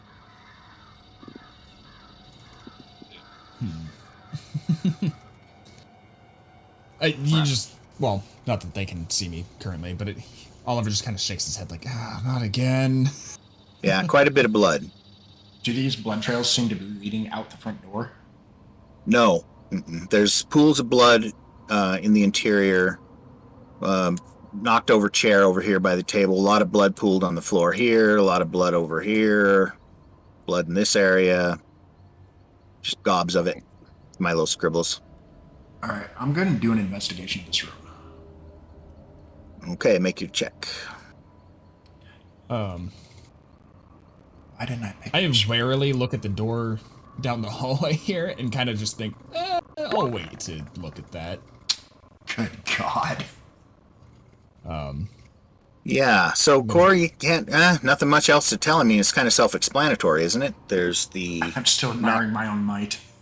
There's some signs of violence and a lot of blood, and it's streaked along the floors. It's on the furniture. It's all over the place in here, and it's hours and hours old. There's a candle burning on the table that's almost burned all the way down, and there are coals in the fireplace. Okay. They're glowing. I'm going to start heading over towards this door over here. Okay, you gonna pop that open? Yeah. Okay. See Dask going down the hallway there, and I'm just gonna kind of nod towards where I'm going and You kind of crack that open and you find a pantry. Along the walls, there's all sorts of stores and, bags of supplies and food, grains, honey, various jars and typical pantry storage area. A bucket with a broom and a mop in it.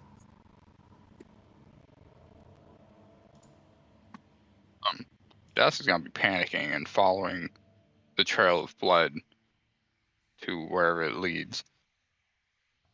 It's everywhere. It's pools of blood all over the place. And it's old enough to have become sort of a mixed black color, I guess. Like for instance, sort of in this area on your way down the hallway, this area. In between, it's more red. In these areas, it's blackish and swirled. Some sort of blackish color to it. It's kind of disturbing. There's more of that blood and blackish gore on the floor here in front of this door. More of it down the hall. Everybody, Just stop what you're pools. doing. I found a pantry. I found a pantry. Very suspicious pantry. Actually, not much suspicious going on in the pantry at all. Actually, I kind of figured. other than going down there, I'm actually gonna go to this door here, look at Core, and just... Shall we? Well, Core's over there. Or, sorry, not Core, Dask. You gonna open those doors? I'm going to stump my way over here. All right. On sort of a silent count of 3 or something, you open the doors. Find a couple of what look like children's rooms. There are toys and things around here. However, there are also mangled bodies. Over near the bed and under the bed, shoved under the bed, kind of, as if somebody sort of tried to shove under the bed several bodies. 2 bodies in each room. A child and a man in the room that Dask is in, a child and a woman in the room that Oliver is in. They are torn to ribbons, and it's reminiscent of the constable's house. It's a pretty nasty sight. Make sanity checks. I was gonna say, Oliver's probably sitting there like, sanity. Oh, right, the 1 negative. Oh, no, I have a negative strength too. But... Core, you see someone approaching swiftly in the darkness behind the back door, because that's open. Mm-hmm. You know they're approaching quickly because they have a torch, and the torchlight's becoming very bright as an enormous shape fills in the silhouette there, the back door. There's a torch. You get a glimpse of 2 gleaming, almost glowing red eyes high up near the upper portion of the door frame as a hunched over rat-like figure hurls in a torch and slams the door shut behind him. Oh, shit. The torch, the door behind you at the front of the house slams shut, and you hear something thud against it. Both doors shut, that torch hits the hall, and all hell breaks. Great. So hold on just a second while I figure this out. You hear this? What's that? Yeah, you hear. Oh, yeah, I'm yelling. Go see what the fuck. I just yell rat and fire. Okay, hold on. I immediately burst back through the door here. I don't know. Okay, so what you want to do. Put yourselves back there for a second. I'm having trouble with something. I can't get on the right layer. It absolutely will not let me onto my GM's layer. Come on, bugger. Go on to the GM layer. You've got to be kidding me. Oh, because I have the wrong tool. Jesus, man, if you don't have the right tool on this thing, it doesn't matter if you're clicking something or not. You are not going to arrive where you want to be. Okay, so it's going to take me just a second. Oh, this is where some utility spells would come in handy. Well, funny you say that, because depending on how long it's been since that torch hit the ground, I might be able to put it out. Just saying. I don't think it would spread that quickly, depending on what the house is, No, the oil is spreading pretty quickly. You see the flames go sweeping past the front of the door of the room that you're in. Woof. Wait, the oil? Yeah. Oil mixed with blood, the blackness. Right. Because Oily Ash smell. was the only one that kind of smelled it. Yep. Oh, and I'm standing right in it. Poof, poof, poof. What do you do, Dwarf? You gonna jump back? Oh, hell as the yes. flames. I'm jumping towards Okay. this shutter over here. Okay, Towards maybe where? not. Maybe not. You just covered it with fire. Yeah, you move in that general direction, but boof, it goes up. Flames continue to spread. Maybe the pantry And the was next a good idea. next window goes up. All right. I am going to slam my awesome new Warhammer into the shutters of that window. Or is it too consumed in fire for me to get that close? So you can get close enough to attempt that, but the fire is catching and spreading. It's a lot of black, oily smoke in the air at this point. It seems to be spreading wildly through the kitchen and the main room of the house. And every single window seems to have a black pool near it. So what are the other two going to do? Well, I was gonna say, as soon as I see the fire, I'm probably gonna try and use. But it's oily too, so it spreads quick, huh? Mm-hmm. There's a door behind you, just so you know. Yeah, I just. I see that fire. I'm going to immediately slam the door shut to my room, where the fire would be. And then I'm gonna peek in this area over here behind me. Okay. See if it's just a closet or if it's another way out. It is a closet. Open it up, doof, and find a closet. Oh boy. I'm not gonna like this. What is the roof made out of? Not that I'm tall enough to do anything about it, but. In just a little bit, it's going to be made out of fire. All right. What's the construction of this house like? Is it pretty sturdy wood? Is it? It's wood. It's old, Log. and it is going up. I mean, you can hear these flames now, like rippling and ripping around the room as the fire catches and continues to spread. All right. I'm still trying to bash myself out of that shutter. Okay, no problem. You bust that shutter pretty easily. That lets in air. Then there's more smoke and flame there near the door. However, there's just that one sheet of flame between you and the outside. It looks like somebody's gone to the trouble to put oil on the window sills. But, I mean, what do you want to do? I'm going to leap out of it, and as soon as I hit the ground, just roll. Okay, make me a dex check, DC 6, let's call it 15. Give you the benefit of the doubt, Dwarf. What are the other two doing? Oliver, what are you doing? Well, seeing as there's not a way out, I'm probably gonna bide my time and wait for the fire to weaken the structure so that I can burst out of it rather than try to force my way through the, It's definitely, there's definitely fire out there. It's spreading across the floor. It's spreading on the walls, around the door frame now. Dask, what are you doing? Smoke's billowing in through the doors. Definitely trying to leave.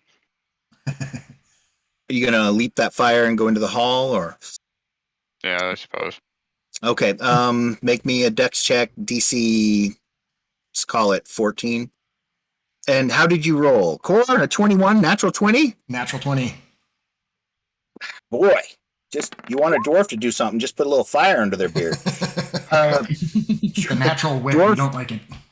You run, lunge, leap, crash through the shutters and the glass of the window, smashing down onto the grass outside, smoke rolling off you and spilling out of the windows of the house as you roll out of it. And as you roll out of it, you can hear a thump, thump, thump, thump, thump, thump along the ground as you look up and see an enormous shadow rushing towards you. Roll initiative. Shit. No. Yeah, but 10. It's not much. After hearing the crashing sound that Core probably made, this is just for whenever it's appropriate. I'm probably gonna take my water skin, douse myself in what little water can be in it. Well, however big it is, it's supposed to be enough for a bit, I guess.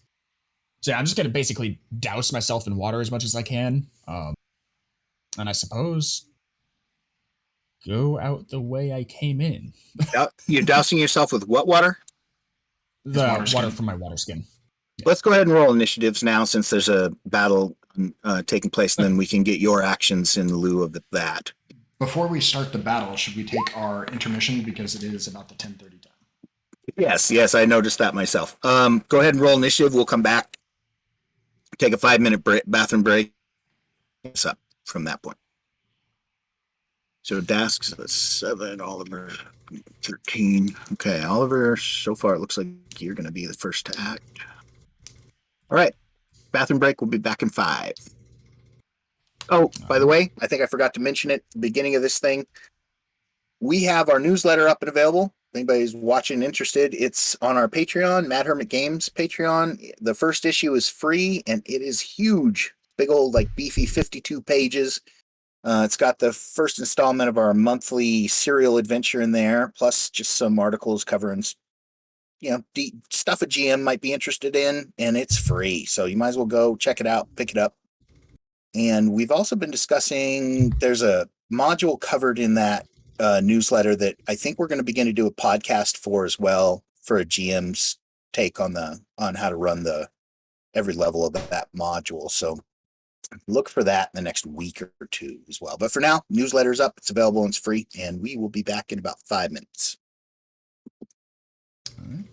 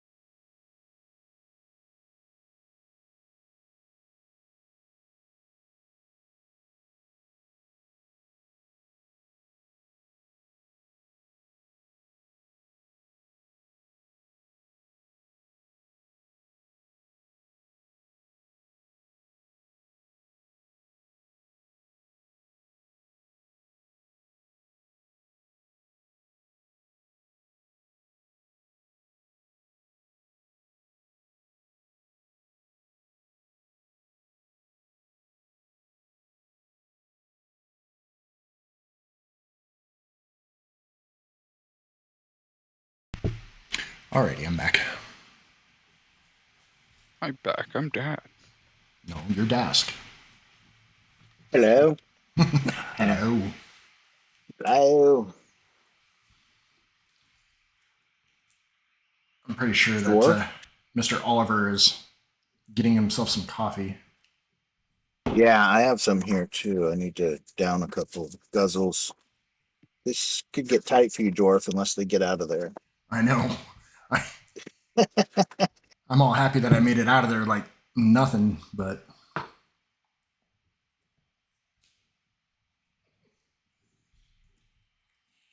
do I need to get a sealed room? Need to get a what? Mom's room. I'm just giving Lisa hell. Oh. Tell her hello. The hermit says hello. Hi.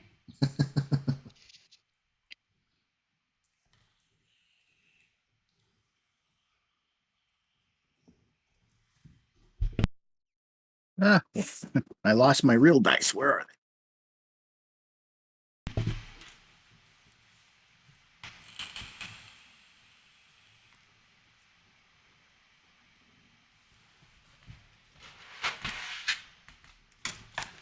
No, at least one of the viewers will recognize this old thing.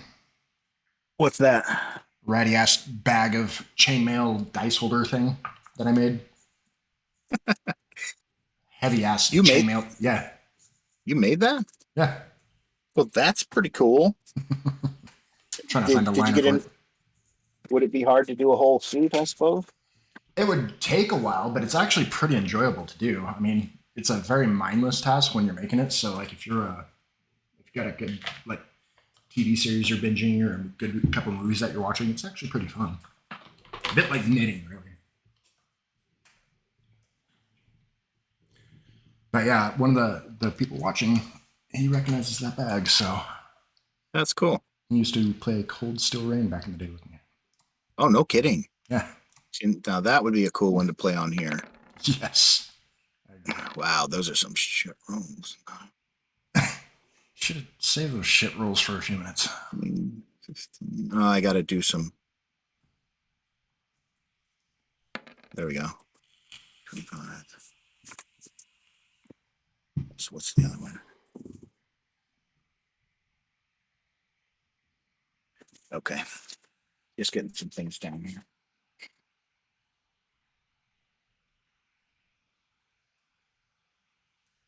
All right, sorry for the wait. It's all good. You're like 2 minutes late, 3 minutes.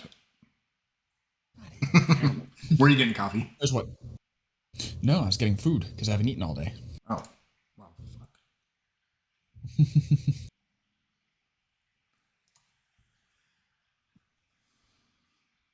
So I am out of the fire and into the rat.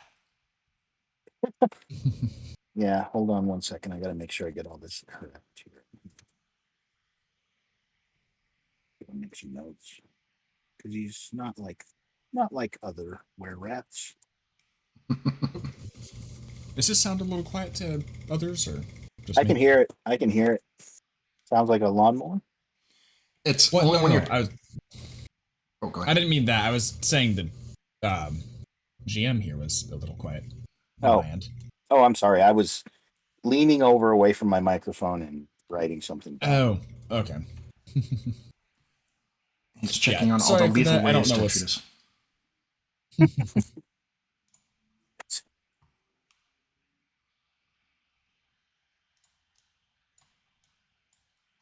Got some craptastic initiative rolls there.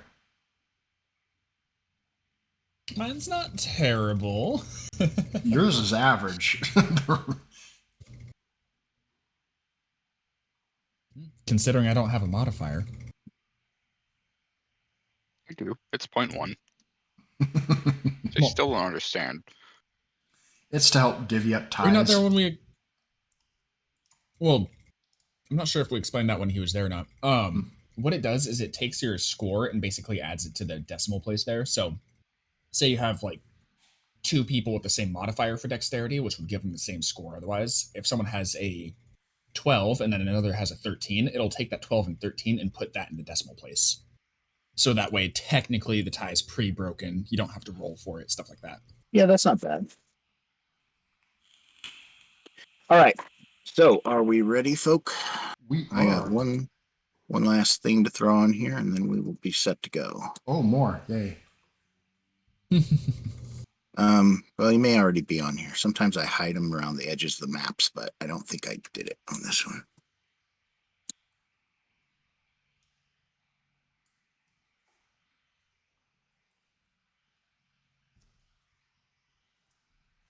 Huh.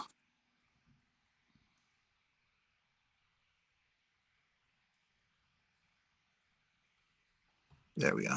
Did you guys happen to take a sneak peek at that little postscript on the book yet? Not really, no. I was getting food, so.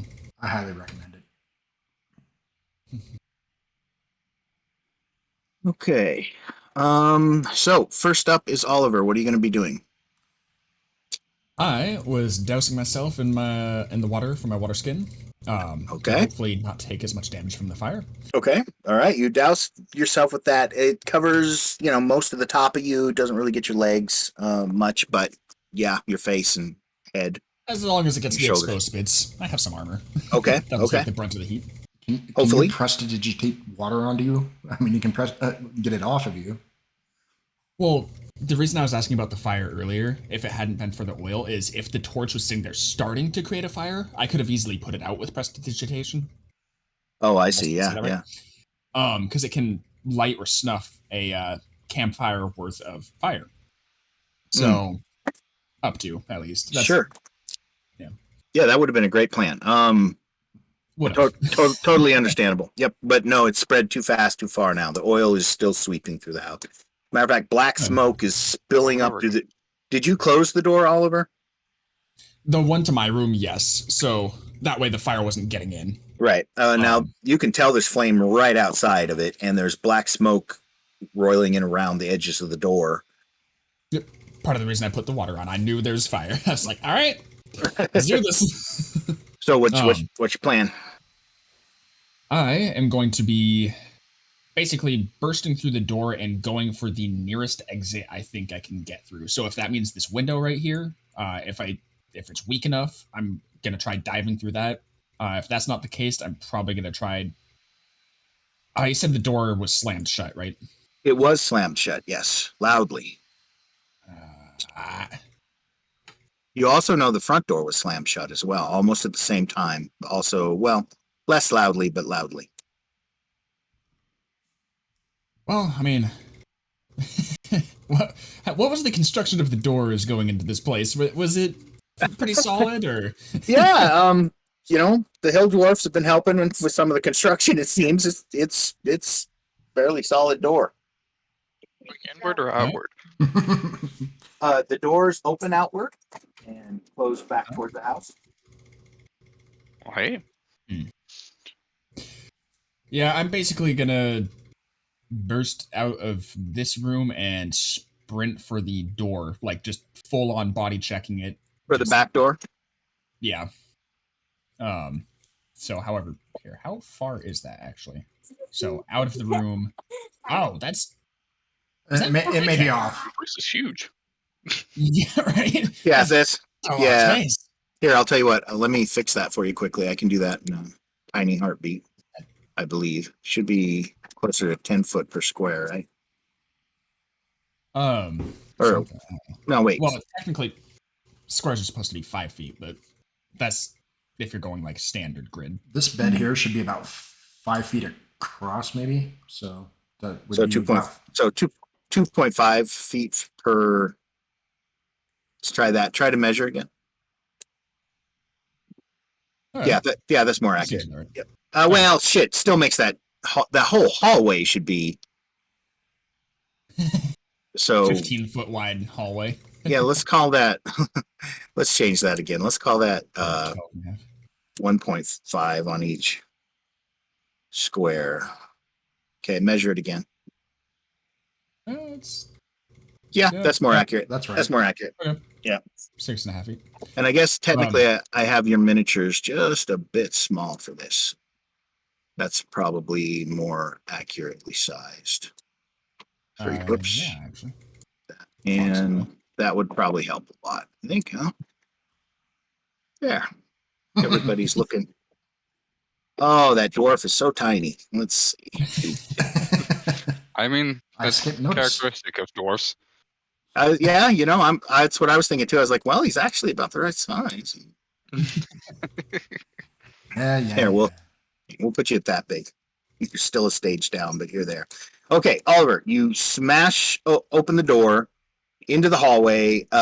You rush out there. Make me a dex save. Well, how to cover both of these things at once. One, you don't want to be standing in the pools of oil that are there, so you kind of have to make a fairly easy dex save just to kind of leap over that burning pool of oil and get to some ground that isn't on fire as we speak. So make that save for me first. Oh wait, save. Yeah, just a save. Okay. And you just need a 10. There's a dex check. I mean, it probably wouldn't matter anyways because it's. I mean, there. Dex. If I rolled even worse. So. And there's no modifiers either way. Well, you leap out there. Your leg catches fire as you come out into the hallway. You do have a leg on fire. Yeah, for this, yeah, you get some of it gets on your pant leg, and the pant goes up. You're not going to take damage instantly, but you will next round right away if you don't have that solved. Secondly, I need you to make a con check versus the smoke. Here's now wait, don't roll the dice yet. This is important. Smoke is thick and bad, and if you don't make this save, which is just going to be a DC 11, okay, you just got to get over an 11. If you don't make the save, however, you're not going to be able to see very well, and well, you could panic and just freak out in here. You're not going to be able to see very well. Your actions are going to be taken at disadvantage for the next, however long, as long as you're in the smoke. And if every round after that, that difficulty is going to get harder you're going to have to make that con save every round that you're in the smoke. Every round is going to get a little more difficult, and if you fail it, you're going to pass out. Oh boy. And is the smoke completely covering everything, or it's everywhere. There's a lot of oil that has been doused in this house.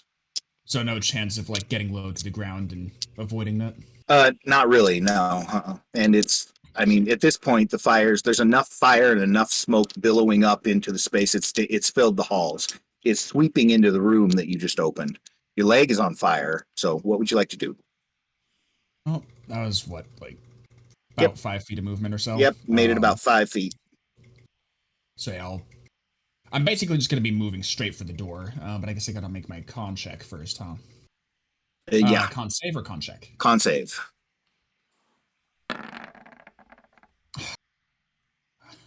Ooh, 6 is not good, Oliver. So you are coughing. You're going to be at disadvantage in the next round. Okay. And I take it the water's not really helping with that at all because it's smoke rather than the fire. Well, your whole body, your cloak didn't catch on fire, and your upper body isn't on fire. Just your pant leg, which wasn't covered. It's down there on the ground where a lot of the oil is. You can see the flames rippling across the oil. That's how close you are to it. So, fair. You gonna make the dash for the door? Less of a dash and more just making my way there. That way I'm not. Well, actually, momentum might help, so do it. I guess, yeah, I don't know. I'm gonna hit the door as hard as I can. Make a panicked dash to the door to see if you can knock it down. Okay, so actually, here's what I'll do. Mm-hmm.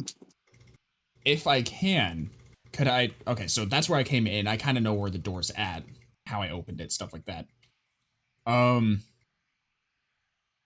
Could I move a little bit, to where there's not? Oh, I keep having the measuring tool on. To where there's a little less fire. Hit the door with fucking Eldritch Blast or something to try and weaken the hinges or doorknob or whatever, and then use the rest of my movement to go through. Yes, you could do those things. Yes, okay. But you need to cast. So casting that spell is it's a cantrip, so you can get away with casting it. Yeah, you can just throw that spell if you need to. So you stumble away from the flames there, void your leg for the moment, you hold up your hands and blast the door. I just... Apparently Oliver, you did, yeah, but I wouldn't worry about that. You don't need to do that for a can't. Is it a cantrip or is this a first level spell? That was me casting the spell just to. Yeah, but is the spell a cantrip or is it a level? Oh yeah, spell? the spell is a cantrip. Yeah. Okay, so yeah, that just ignore that then. It doesn't matter. You're You not get the in spell combat? off. It does strike the door, does hit the door. Some, the Ruh-roh. We lost. Oh, excuse me. We lost the hermit. You rolled 2 natty ones. It's a door. It wasn't hitting a target. It was a door. Are you unable to hear me, or can you? Oh, we can now. Okay, sorry. I muted and unmuted the Discord, so hopefully that saved me. Okay, well, that's pretty much it for you for the round at the moment. So we'll go Can now. you use the rest of my movement, or? Yeah, I think total that was only. Well, yeah. Where are you gonna move to? There. Outside, I guess. The door is about 30 feet of movement. The door is still closed. Door's still closed, but I'm gonna try and push through it. Okay. So you run at the door? There's a lot of fire between you and that door. You're gonna run and try to bash the door? I did hit it, so hopefully it worked. Hopefully I weakened it. Oh, I see what you're trying to do. Okay. Yeah. So take that pause, weaken the door with the blast, and then. Gotcha. Yeah. All right. I'm with you on that. So you rush at the door through the fire, take a deep breath, rush and try to smash into the door. You're going to need to make me a strength check. Let's just see how you do.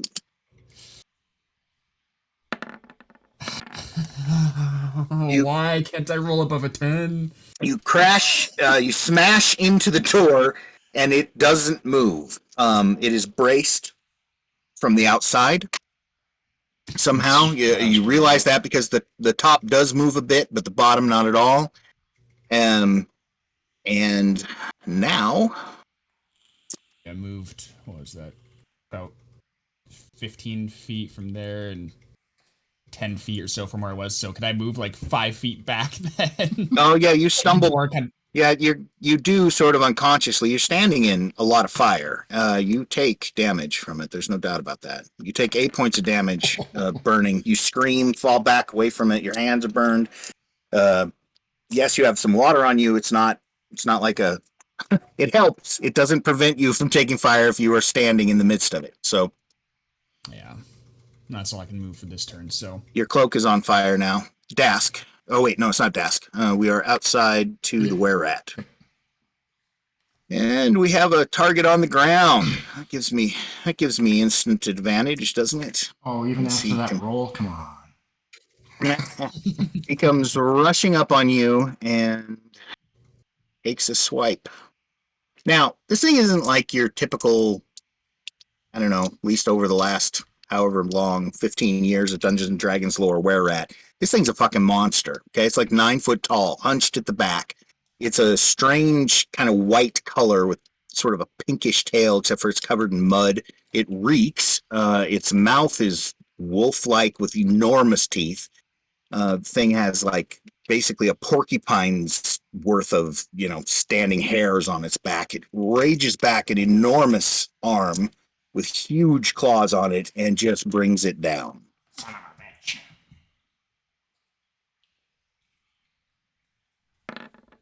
And rakes up the grasses next to your head. Thank God. Dirt and grass, muddy dirt slapped on you as its claws just miss you and rake furrows into the lawn next to you. That's it for it this round, at least. So now we are on to, would be Dask. So you see commotion at the end of the hall. You bust through the door like your friend did. So make a dex save for me. DC 10. But I'll fail it. These dice hate me. You're one to speak. Oh, there you go. Nope, you're fine. The last 5 rolls for me. Dask dances out of the room into the smoky, flame-stripped hallway. You see down the other end of the hallway, you hear Oliver scream. You see him, he's got flames on his back and on his leg. He's bouncing off of the back wall back there. He's there's flames all around him. There's flames between you and him, flames between you and everything, really. What do you want to do, Dask? Kind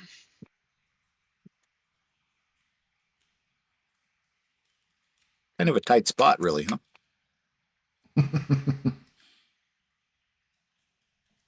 Yeah. I'm going to cast Bless on all three of us. You have to be able to see them to bless them, because you're not sure where the dwarf is. Yeah, Although you did hear a window shatter. Just get the two of you. Let's say it says you bless up to three creatures of your choice within range. What's your range? 30 feet. Yeah, you got it. You can bless him. All three of us, or just? Yeah, absolutely, you can. You call on the sun god to protect you from his wrath. What do I roll to try and successfully cast it? Oh, is it not a cantrip? Paladins don't know any cantrips, so. Oh, just spells, huh? So they don't know any cantrips? Is that true? That's weird. I guess that makes sense. Go. Yeah, it's what level spell? First, second? First, yeah. And Level is 2, that I only know first level spells. okay? So that's what I was looking for. Is if it's the highest level spell you're capable of casting, then the DC is 10. All right, for my spell casting. Yeah, Or... you use whatever your primary stat is for spellcasting. For you, I think it's charisma. Okay, so just D20 plus charisma mod. Yep. Get a 10 or over, and you cast the spell. That is a 9. Son of a bitch. Oh, you thought for a moment that perhaps the warmth of the sun god had sparked within you, but no, it's consumed by the flames around you. It doesn't work. What are you going to do? I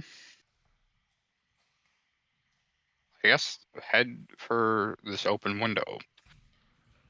You want to head for that window, huh? So that's going to require you to get across at least, one wall of solid flame in front of you and then another one at the window.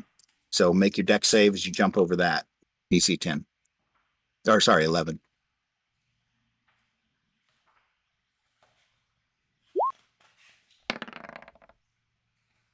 Well, that'll do. Yeah, almost stopped on the 2. Oh, my heart. Is that a nat? I can't. It's hidden behind some things on my screen. Is that a natural So, one? if you look in the chat bubble, if it's green instead of white, it is a natural.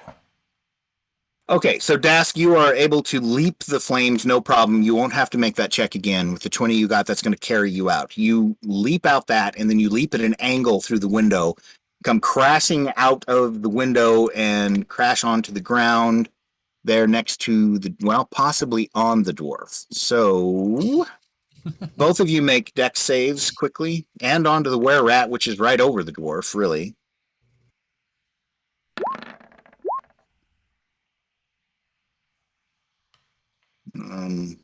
Core is a 13. Dask. You fumble to try to get away from the dwarf Dask a bit. You end up landing on your elbow, taking 2 points of damage from the fall. Ow. Core, you manage to roll to the side before he lands on top of you. He crashes out amid smoke, but he's not on fire. He's basically untouched by the fire at this point, as far as you can tell. Coughing a bit, but not much. The were-rat jumps back as that happens. And what are you going to do, Core? It's your action. Good lord. I'm going to try to cast Bless on, at least the two of us. I don't know if I can. Oh, I see. Okay. Yeah, because that's definitely too far. Damn. Okay, I'm going to try to cast Bless on the two of us. Okay. So it's just a wisdom, correct? Yeah, wisdom, you just need to get over a 10. Well, yeah, a 10. I swear to God. Much like the paladin, you as well call on your god, only to find that he's, at the moment, happily devouring the house next to you. Yeah, no warmth, no inner fire, no blessing comes. Only Next outer round. fire. Anything else you want to do? There's not a lot I could do. Not Okay, without roll provoking, initiative. attack of opportunity and shit.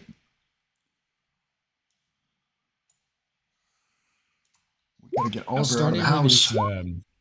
Oh shit, I didn't window click on frame. my character, but I got a 16.12. No, wait a minute. Why does it say I have a? Oh, that's not my die. Somebody else's die. Who rolled that 8? My character first. That's yours. Okay. Yeah, I rolled a 16.12, but I didn't click on my character first. For what do you, Dask, you have an 18, is that right? Yes. Okay. Core, you have a 16. Mhm. And what'd you go on, Oliver? His is up there. Oh, it's already on there. It's It's up there. I don't see it. Oh, it's already there. 11. 11.1. Yeah, Oh, okay. Yeah, sorry. it's all good. Okay, well, in that order then. Dask, you first. You hit the ground, you see the monster. No disguising that thing. It sort of opens its mouth and hisses deeply toward you. Am I prone or At the moment, but you can spend half your movement to get up. right? With the movement I have left, can I flank the monster? It's possible. Let's see. It looks like you'll have. Oh shit! That just pulls you along with me, doesn't it? Where's the measure? Yeah, definitely. You can try to. All right. So you begin to move sort of out to put the house between you two. Yep, you get there, no problem. You move around there quickly. You've drawn your weapon, I assume. Yeah. Okay. And what are you wielding? Sword?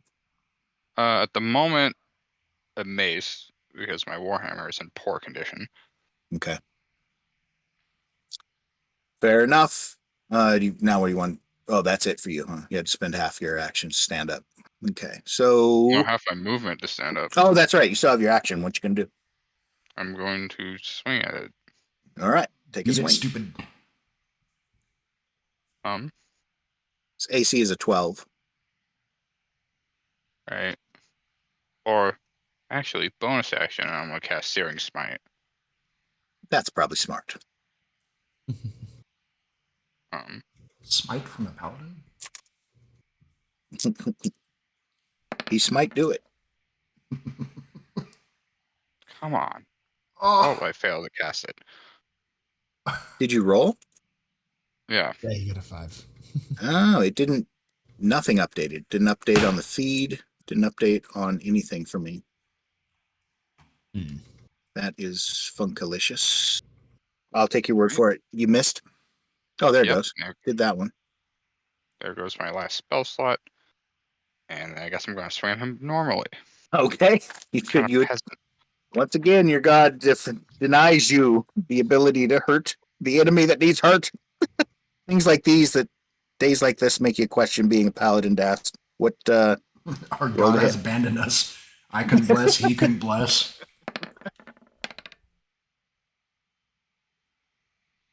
All right, you rush up, you strike him with your mace, you smash him in the shoulder. The thing turns around, wheels around on you, hissing.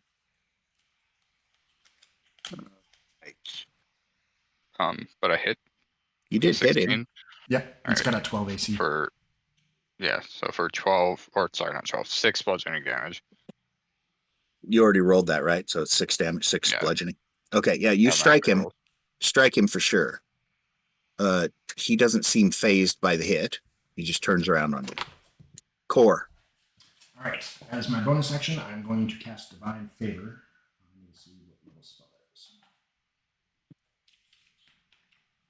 Okay.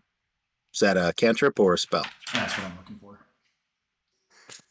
It is a first level spell. So let's go ahead Make a and roll. that. DC 10. You're still on the ground, by the way, Core. Okay, well, then I'm going to stand up, cast Divine Favor, and then hopefully that works. All right. You have got to be fucking shitting me. You call on the sun god and nothing.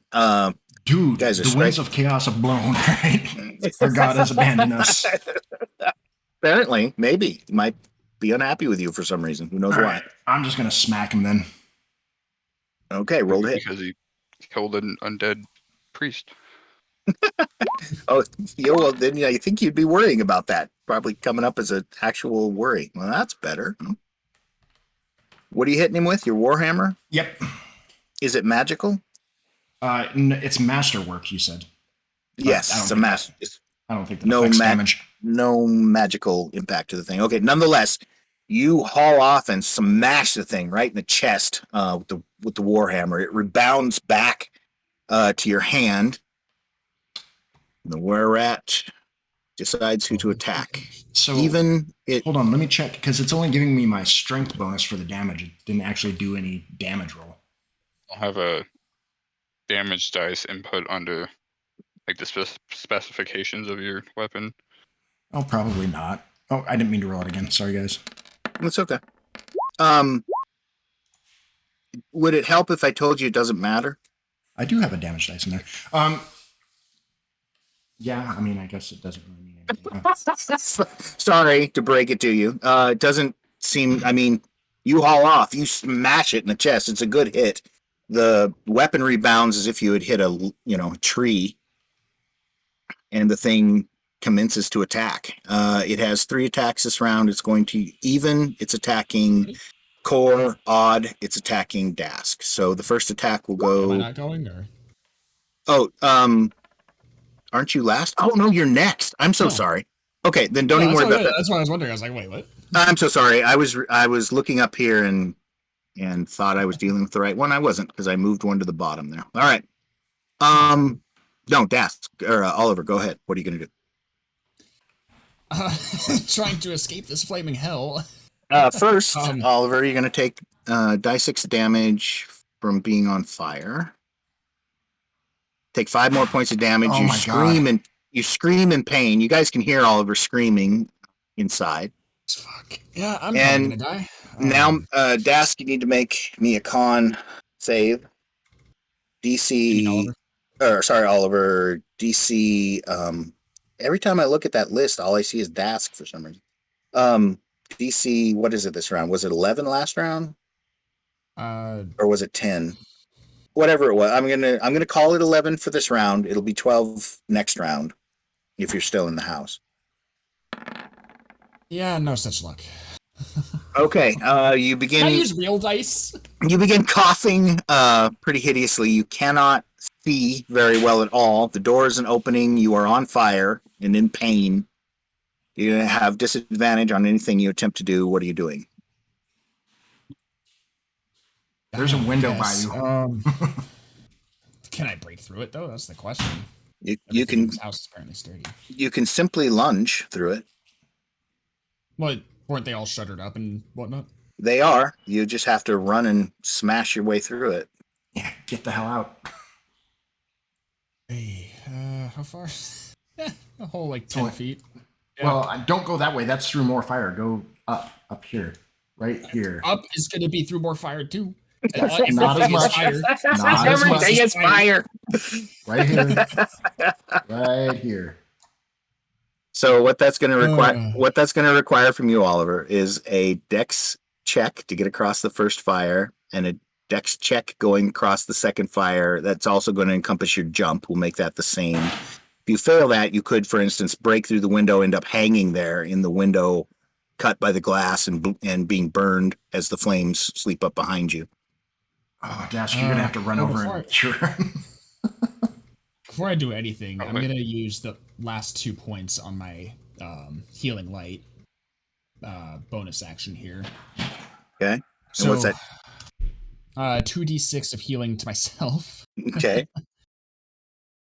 Please, for the love of God, roll high. Whatever, 7. Better than nothing. Better than nothing.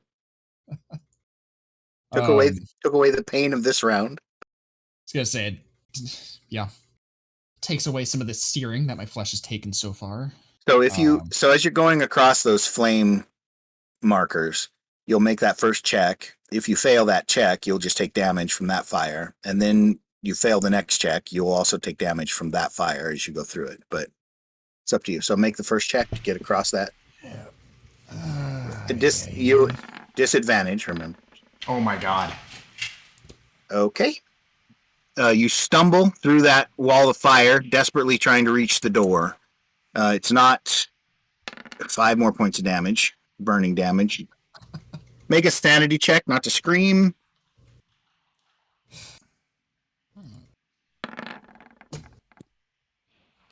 Oh my god. A blood-curdling death scream comes from inside the house. All right, Oliver, make your dex check to leap through that window. I'm going to say the DC is about a 14.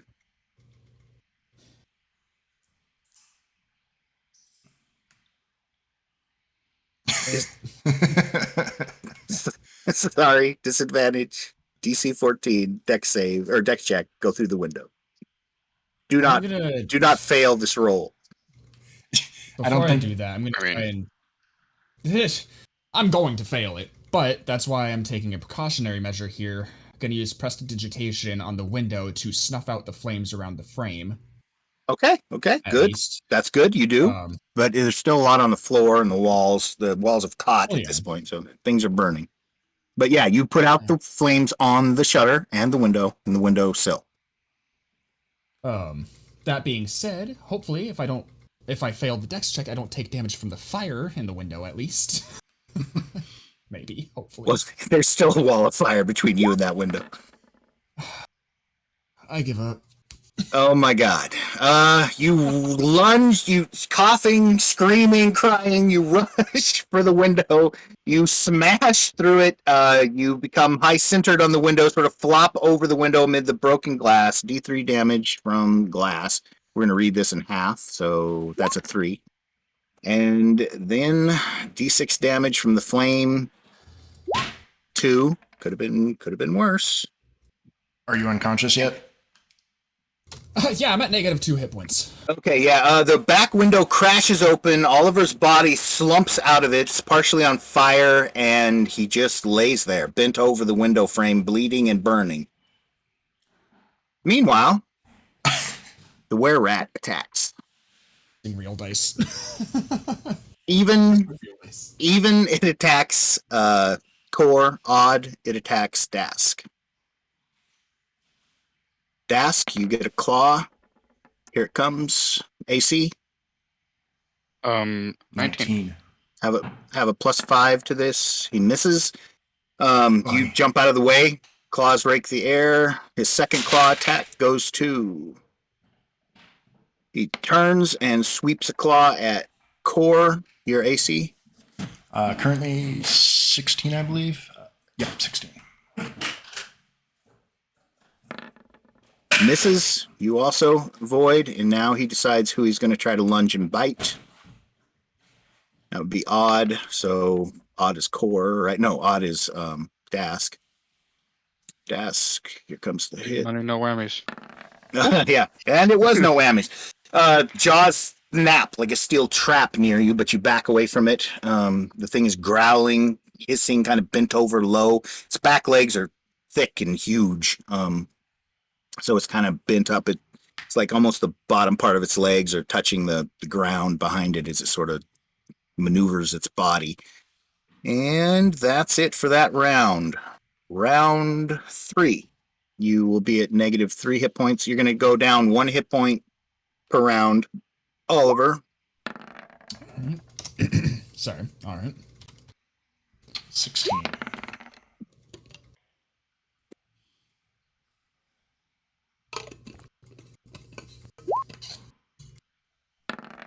Ooh. Were-rat's going in at 21.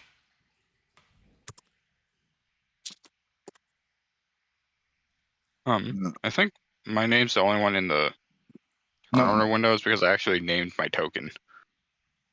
Oh, maybe. Oh, it's not showing me. Yeah. I don't see your name, so. What did you roll, Core? 16. Oh, it updated Core's as well, at least on mine. So I'll stop messing with that. Just put them in the right order. Sorry. Where are you, Dask? You need to be at the bottom. You need to be at the top. Okay.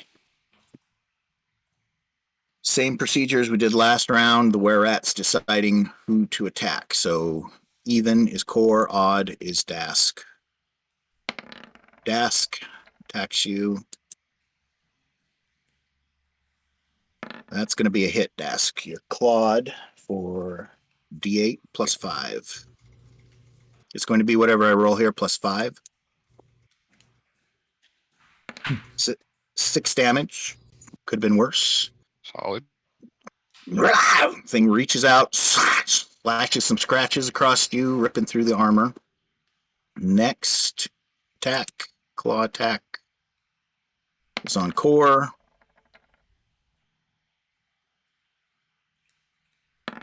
What's your AC, core? 16.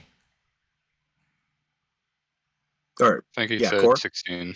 So he said, yeah, because that's why I got to hear from. Oh, 16. You couldn't hear me? Oh yeah, I couldn't. No, Now I I can. couldn't from them. Now I can. Okay, you are also clawed. It's going to be D8 plus 5. God. 7 damage. At Then the minimum, claws he could you. kill me in 2 rounds. And then gleefully races the other direction to try to bite core, or Dask. Ooh. What's your AC, Dask? 19. He misses that one. That was closer, though. Much closer. Means you back out of the way of it. Okay. Core, it's your turn. So the were-rat is currently facing Dask, correct? Yes, you want me to turn him? If that would make it easier, I can. No, I just want to make sure that it's not facing me because I don't want to provoke opportunity here because I want to dash towards Oliver. Not dash. I want to run over to Oliver using my movement and then cast Cure Wounds on him. So he's kind of, the were-rat is kind of backed against the wall. Okay. Sort of facing, that way. Now, he isn't half in the house the way I have him here. He's just Right. he's scrunched up kind of against it. So do you want to, he is fully engaged with both of you. You'll have to disengage if you want to do that. I'm trying to see if there's anything I can use to. You can leave it to me. I can go pull him out of the window. Okay. You sure? Well, I wouldn't Yeah. coordinate. I wouldn't coordinate it. Okay. It's hard. You can't tell what Dask is doing right now. He's fending off a bite. Yeah. It's hard to say if Dask can get free to do it at all. You're the first to act this round. What do you want to do? Well, he could kill me in one swipe, so I mean that's why I was worried about the attack of. You could always jump right back through that window and run down the hall and on fire. Dwarf on fire. Yes. No. Oh, okay. Well, I'll stop suggesting. What would you like to do? I am going to cast Sanctuary. It's a bonus action. Okay. Are those considered small, or are they still medium? Medium. They're still medium.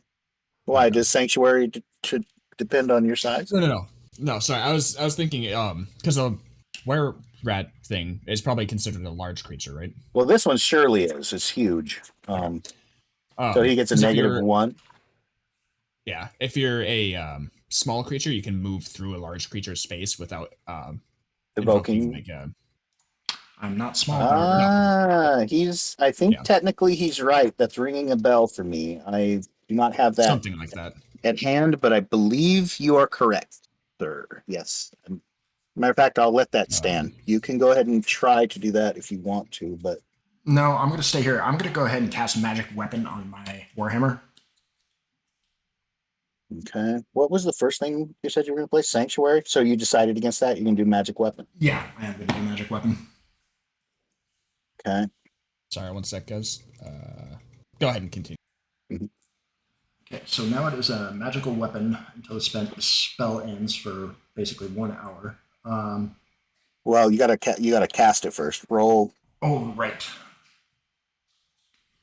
Right. So in this case, it's a DC 10. Your last that first level spell for you would have been a DC 9, but didn't make any difference. But I would have made it actually. I rolled a 9. Really? Yeah. oh That's shit! okay. Well, yeah, no, it's important to know. Okay. Sorry.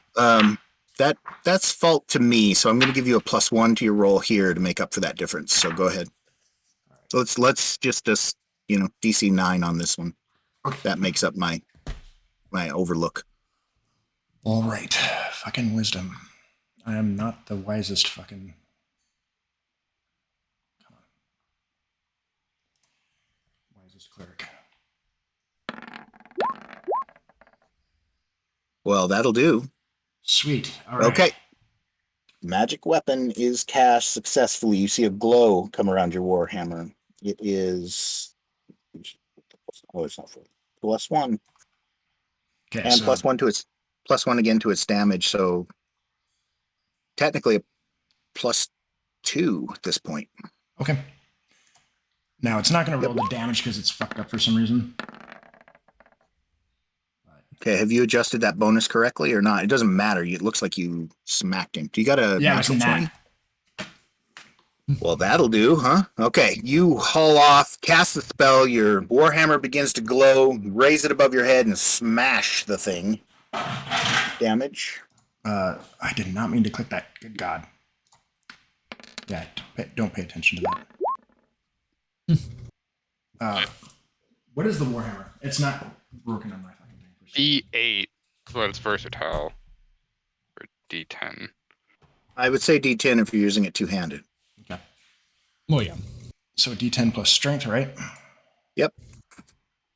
Well, Plus- 10 plus D10 plus strength. Yeah. D10 plus strength plus 2. Okay, so my 7, strength is a 2 as well. So 2 for that and 2 for the other. So 13. Wait. Is that right? Yeah. Am I right? It would be 7 10, plus- 11, 12, 13, 14.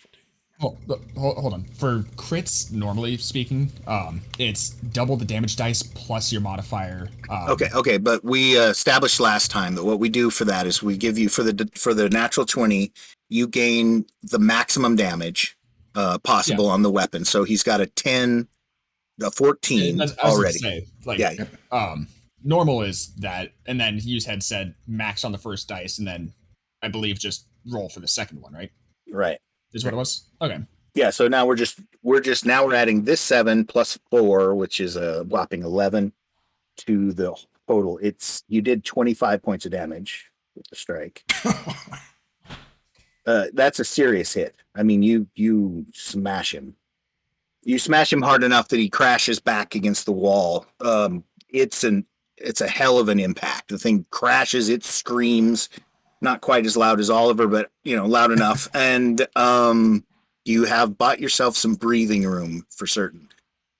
Dask, the thing falls. You have the opportunity to attack it with advantage, or you could rush for Oliver, which is probably your smarter move. Yeah, I'm gonna do that. Okay, so Dask rushes over to the window. You drag him out of that window. Yes. Okay, you take And- two more damage, Dask, as you're torn through the window, putting you at what, -5, something like that.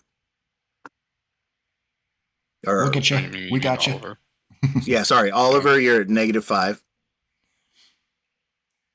And what are you gonna do? Lay on hands.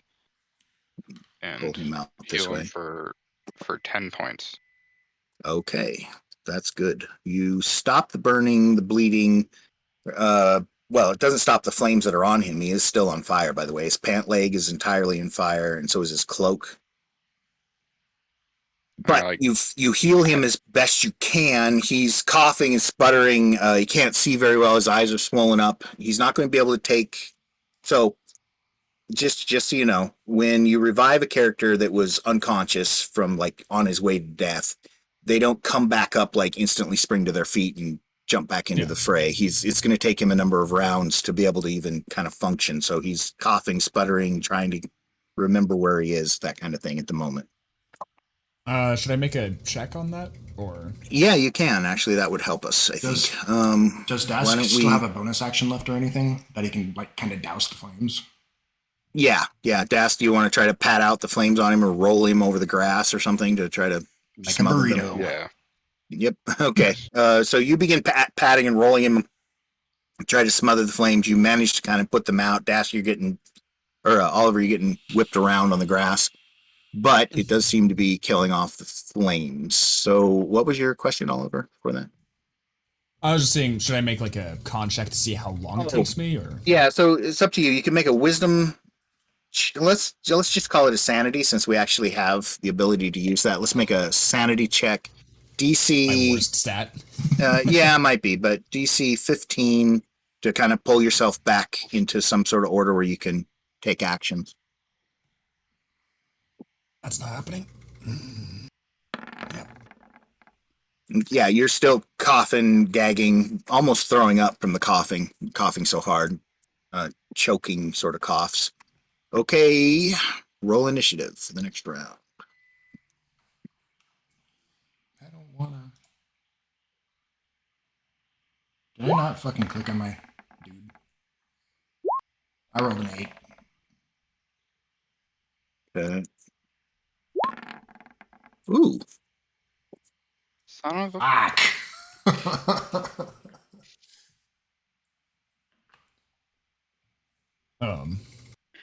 Should I not worry about it until I'm actually recovered?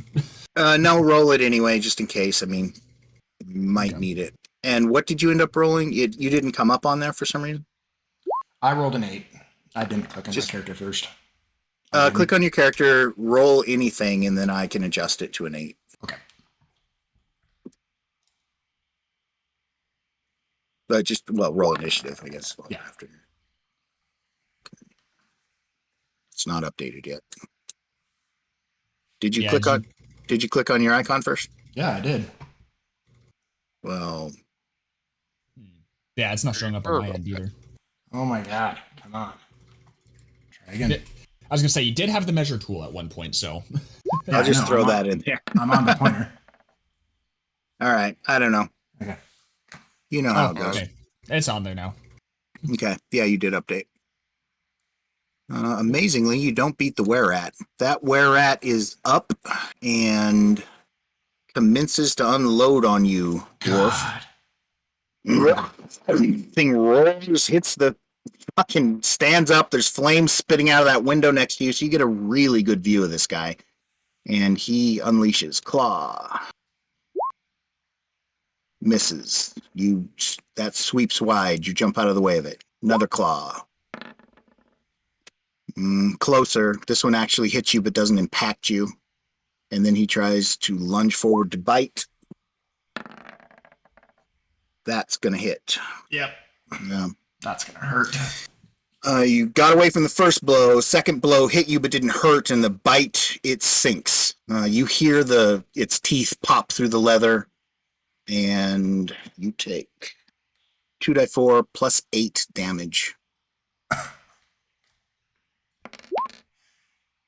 So 3 plus 8 is 11 damage. I am unconscious. You choke and collapse to the ground. The thing continues to try to rip you to shreds. Dask, you see the dwarf fall. What are you going to do? Well, I have no more healing. I can do it. This is a tight spot. Tight spot. This could get bad. It's already bad. It could get real bad. Could get two characters dead bad, and the paladin fleeing for his life bad. Like bad. Unless the paladin refuses to flee, in which case it could be a TPK, and I don't want one of those live on any recorded. So please think and figure this out.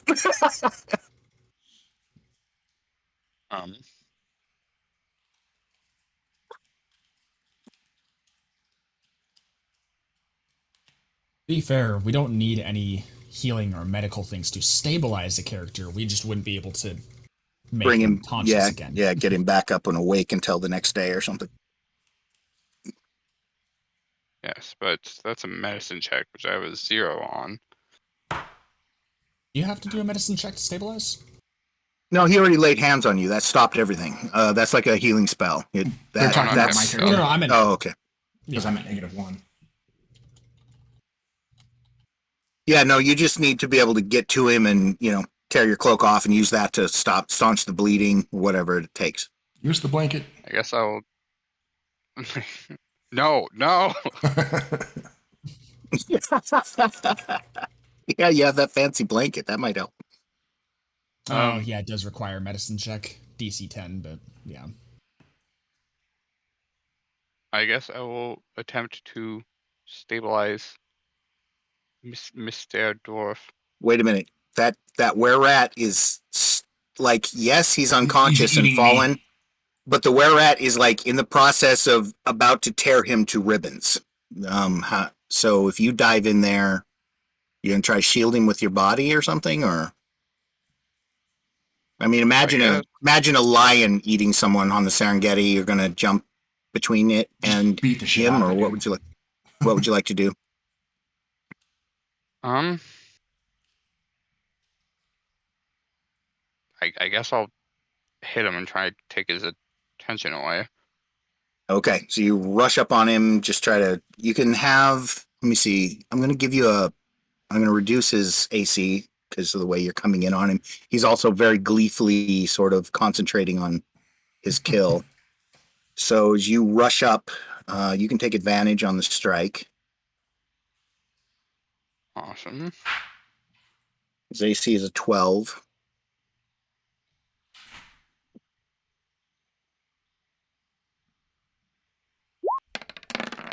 Well, that'll do. Is that a nat? No, it's not. You seriously hit him. What are you hitting him with? Mace. Mace. You haul off and just club him in the back of the head. Basically, almost knock him over core. You hit him so hard and so soundly. You hear it swap.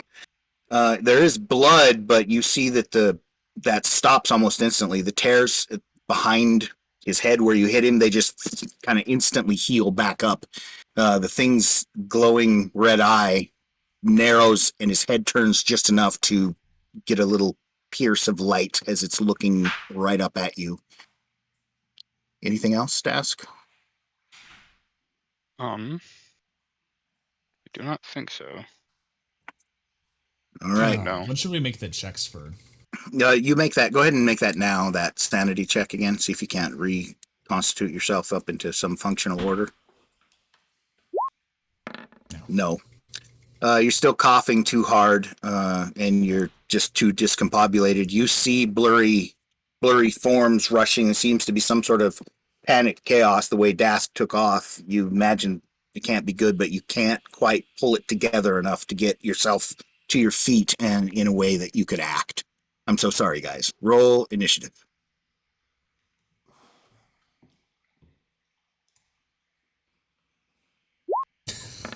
Didn't click on my Why character do I first. even try at this point? Ow! Yeah, I think I'm done using digital dice for good. I have not rolled above a 10 for the past hour. Okay, so 15 on our where-at. If Dask, you got a 20, but it did not register it on my screen for some reason. Forgot to click on my character first. That's okay. We know it's you. You can act. I'll just update it for you here. Yeah, not 20 nonetheless. I think it was like a 23 total or something when it was all said and done. Okay, Dask, you get to go first.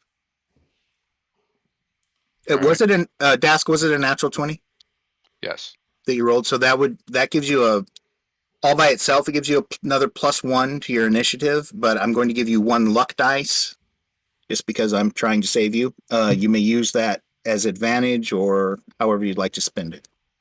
You can force it as disadvantage on me, or you can take it as advantage for yourself at whatever opportune moment you would like. So it's your turn. Well, now we're not like on core anymore. It is not attacking him. It is definitely turned its attention to you. What would you like to do? Quick question. Would he have Would he have noticed that my weapon is a magical weapon now by any chance? He did notice it, but it was a concentration spell, and the minute you went unconscious, that gleam around your weapon went away. Okay. But is its masterwork still yeah, magical? the masterwork still counts. Yes, it's there on the ground. Is that what you'd like to try to do this round? Can I use my action to stabilize core? My bonus action to pick up the weapon? No. No, you're gonna have. It's gonna take a more directed action to stabilize core. All right, Hermit. I will be right back. 1 second. Sorry. Okay, and unless now, just so you know, I'm not familiar with 5e's rules on stabilization. Is it considered a dedicated action, like an action that, like it's It's a normal action, yeah. It's a normal action. Okay, yeah. So no, it can't be done as a bonus action. Picking up. Well, You're seeing like use your bonus action yeah, to I was pick up asking the if I could pick weapon. up the weapon as a bonus action. I don't think picking up anything actually requires an action of any sort. Yeah, I don't even know if that's the right question. The right question is if you can even focus on core enough to stabilize him when that thing is, right there, looming over core still at this moment.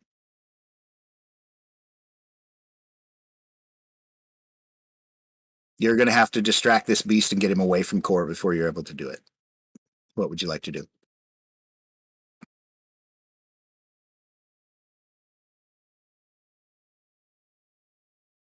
Dun, dun, dun, dun, dun, dun, dun.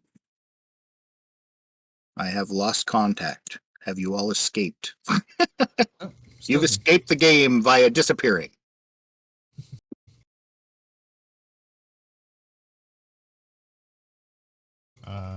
Wondering if Caleb disconnected though. Caleb, did you accidentally disconnect? We may have lost Caleb. Uh-oh. Oh, he was talking, but it wasn't coming through okay. for some reason. I hear him now, I think.